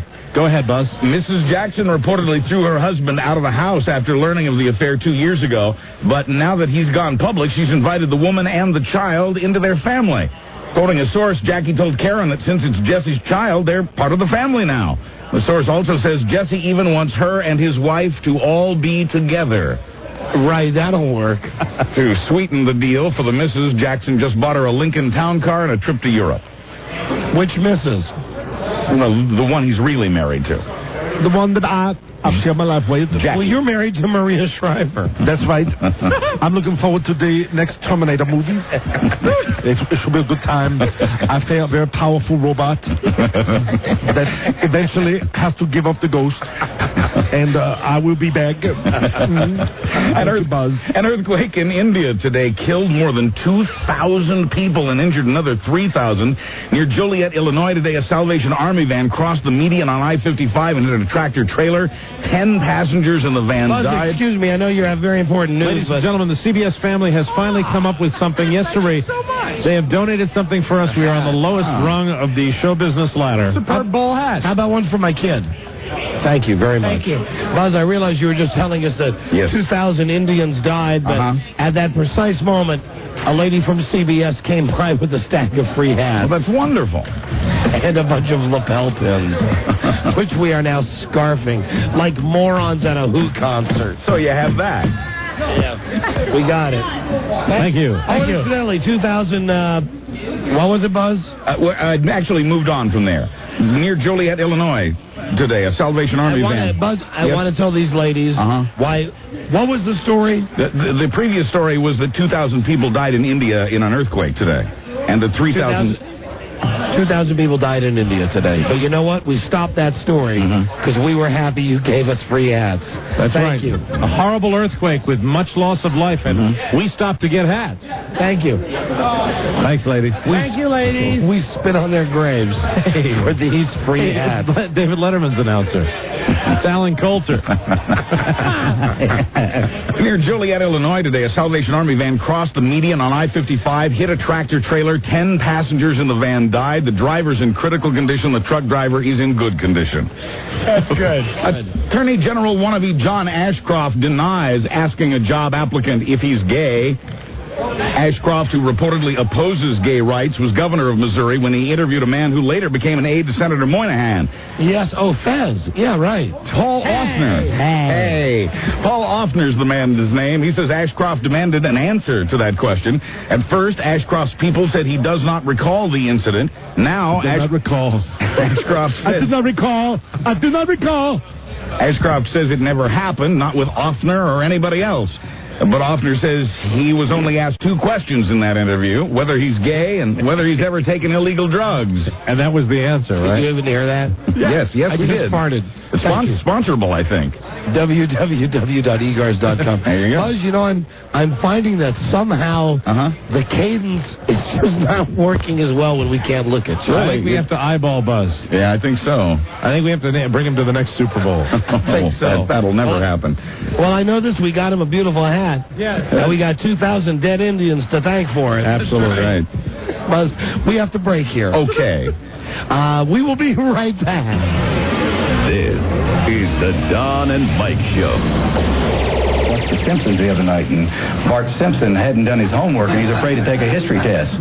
Well, he was praying for snow, and it was a blizzard, and so, the little girl reminded him that, hey, you prayed to get some extra time to study for that history test, and made him go up there and study, and he got him a 59, which was a failing grade, but then the teacher gave him a 60, and he passed the 4th grade.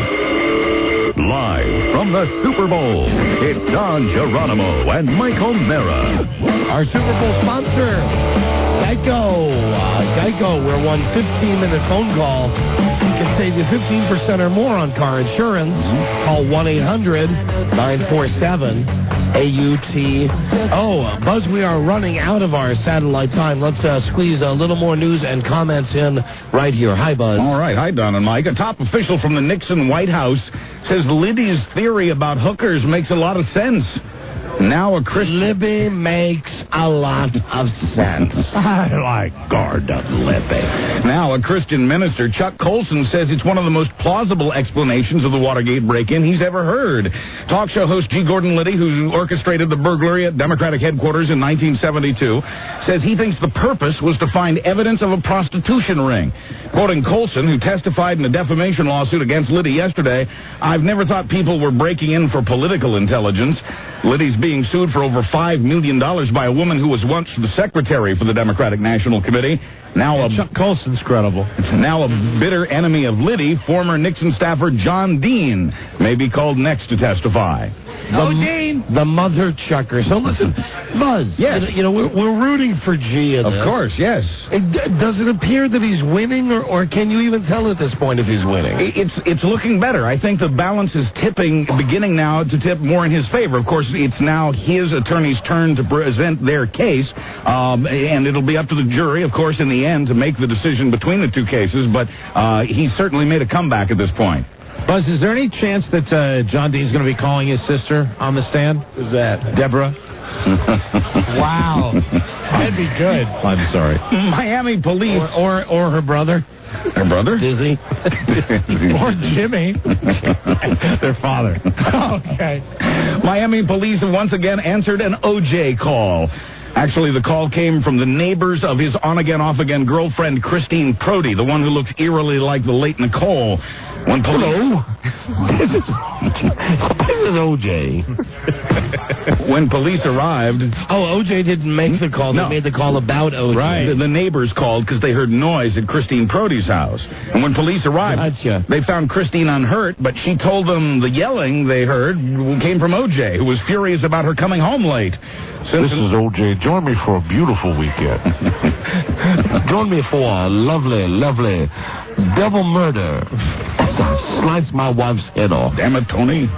Beautiful weekend. Damn it, Tony. I'm trying to cut a slot. Beautiful decapitation. Simpson wasn't there when police arrived. Last night, Christine told Fox News, everything's fine. Paul Quinn College cordially invites you to a beautiful decapitation. Court TV says the Ray Caruth murder trial was its hottest show since the O.J. trial. Court TV says 327,000 people watched the trial and that about 500,000 tuned in for the verdict. Join me for a lovely, lovely murder trial. The Baltimore Ravens have outscored the New York Giants on the court dockets. 11 members of the Ravens Super Bowl roster have arrest records, according to the possibly biased New York Post. The Giants have 6 players with rap sheets, led by quarterback Kerry Collins, who was convicted on DUI charges. The best-known Raven convict is, of course, Ray Lewis, who pleaded guilty to obstructing justice in a murder case. On average, 14... And please, Buzz. Yes, yes. A man who compares himself to Jesus Christ. Oh, that's right. Yeah, we should include that. On average, 14% of the players in this year's Super Bowl have been arrested at some point in their lives for everything from drugs to shoplifting. That's up from last year's 11%. A book on the subject says 21% of all NFL players have records. 21. Buzz, we got time for one more story. This is good. People who have been watching DirecTV without paying for it, they're going to have to watch the Super Bowl through their regular antenna. The satellite company has developed a nifty new technology that actually fries the receiver boxes that contain counterfeit authorization cards. The guy who made and sold one of the first pirate cards says he figures the company has already zapped some 200,000 boxes. You love that, and I'm glad you love that because you stopped me from going over the edge and buying one of those bad boxes. Thank you. Good Bugs has always kept me away from bad boxes. Yeah, very good. Always good to avoid those bad boxes. Yeah. Coach Touchstone, right there, time for a call 100, a prize package. Selected especially for you. Be the last call that we take from the Super Bowl right now, 877-365-3636. Listen, it's been a long day. It's been a long, long day. Join me for lovely call-in contest. Right now, 100th caller at Parkwood College. Try to call a spot, Tony. Let's go to break, Lisa. Call 100 right now. This is the Don and Mike Show. 34-year-old quarterback tells a Dallas TV station he thinks he can help the Cowboys again. How do you help the Cowboys again? I don't need these concussions. Haven't any way affected my ability to play, Coach Landry. Why is Jesse Jackson talking now? I'll be back. Aikman led Big D to 3 Super Bowl titles, but got 2 concussions last season. Tiger Woods has seen his string of consecutive PGA rounds at par or under come to an end. Woods shot a 2-over par 73 today at the Phoenix Open, ending the streak. Oh, we're sorry. At 52 rounds. God. Finally, there's more than one way to roll marijuana. A fry cook in a small town in Texas took the rolling pot into the breakfast burritos he made for his customers. All right, Ardinger's Cafe. They're ready, sir. Unfortunately for him, one of those customers was a police officer who ordered a whole big bunch of them. The cook now faces up to 6 months in jail and a $2,000 fine. He's also been fired from his job at Whataburger. I'm Buzz Burbank. Mike was just effing with you. On the Don and Mike Show. Thank you, Mike. That should be done. We have got to go. We want to thank our guest today, Boomer Esiason, Bonnie Bernstein, who's coming out to Reno with us, Randy Cross and his gigantic teeth, George Gimple from Channel 4 in Washington. Also, Rudy Marsky. We want to thank Michelle from the Redskins. Helped us a lot getting our passes worked out. Also, Lisa and Wendell, our engineer. And, of course, limited thanks to Carlos Broyhill. Yay! Super Bowl shows brought to you by Geico, where one 15-minute phone call can save you 15% or more on car insurance. Call 1-800-947-AUTO. Have a great weekend. Love you, Frida. Love you, Bart.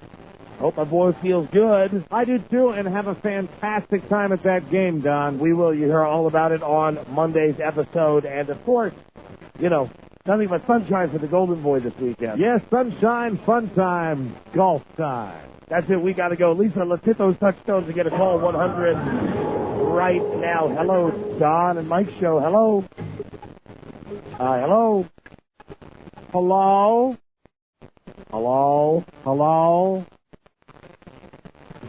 Hello. Hello. I am caller 100. There you go. Thank you, my friend. What's your name? This is Lee in Reno. Lee in Reno. Yes. Lee, we're coming out there. We're going to be at Tahoe at Harrah's. Yes, it's going to be our fabulous Reno Tahoe style show. And Bonnie Bernstein joining us. You have won a copy of the movie The Cell. The Cell is rated R, starring Jennifer Lopez and Vince Vaughn. Now available to rent at your local video warehouse location. Enjoy, and thanks for listening. Thank you, Don and Mike. All right, have a great weekend, everybody. Don't hurt yourself. Enjoy the Super Bowl. Back on Monday to tell you everything that happened this weekend, all the crap that happens at the game. Right. All the Survivor crap, all of that. Oh, and, hey, Charlie, do we have that hypnotist Monday? Yes. Gary Conrad. Oh, that guy, the huckster. No. He's not the one we thought was the huckster.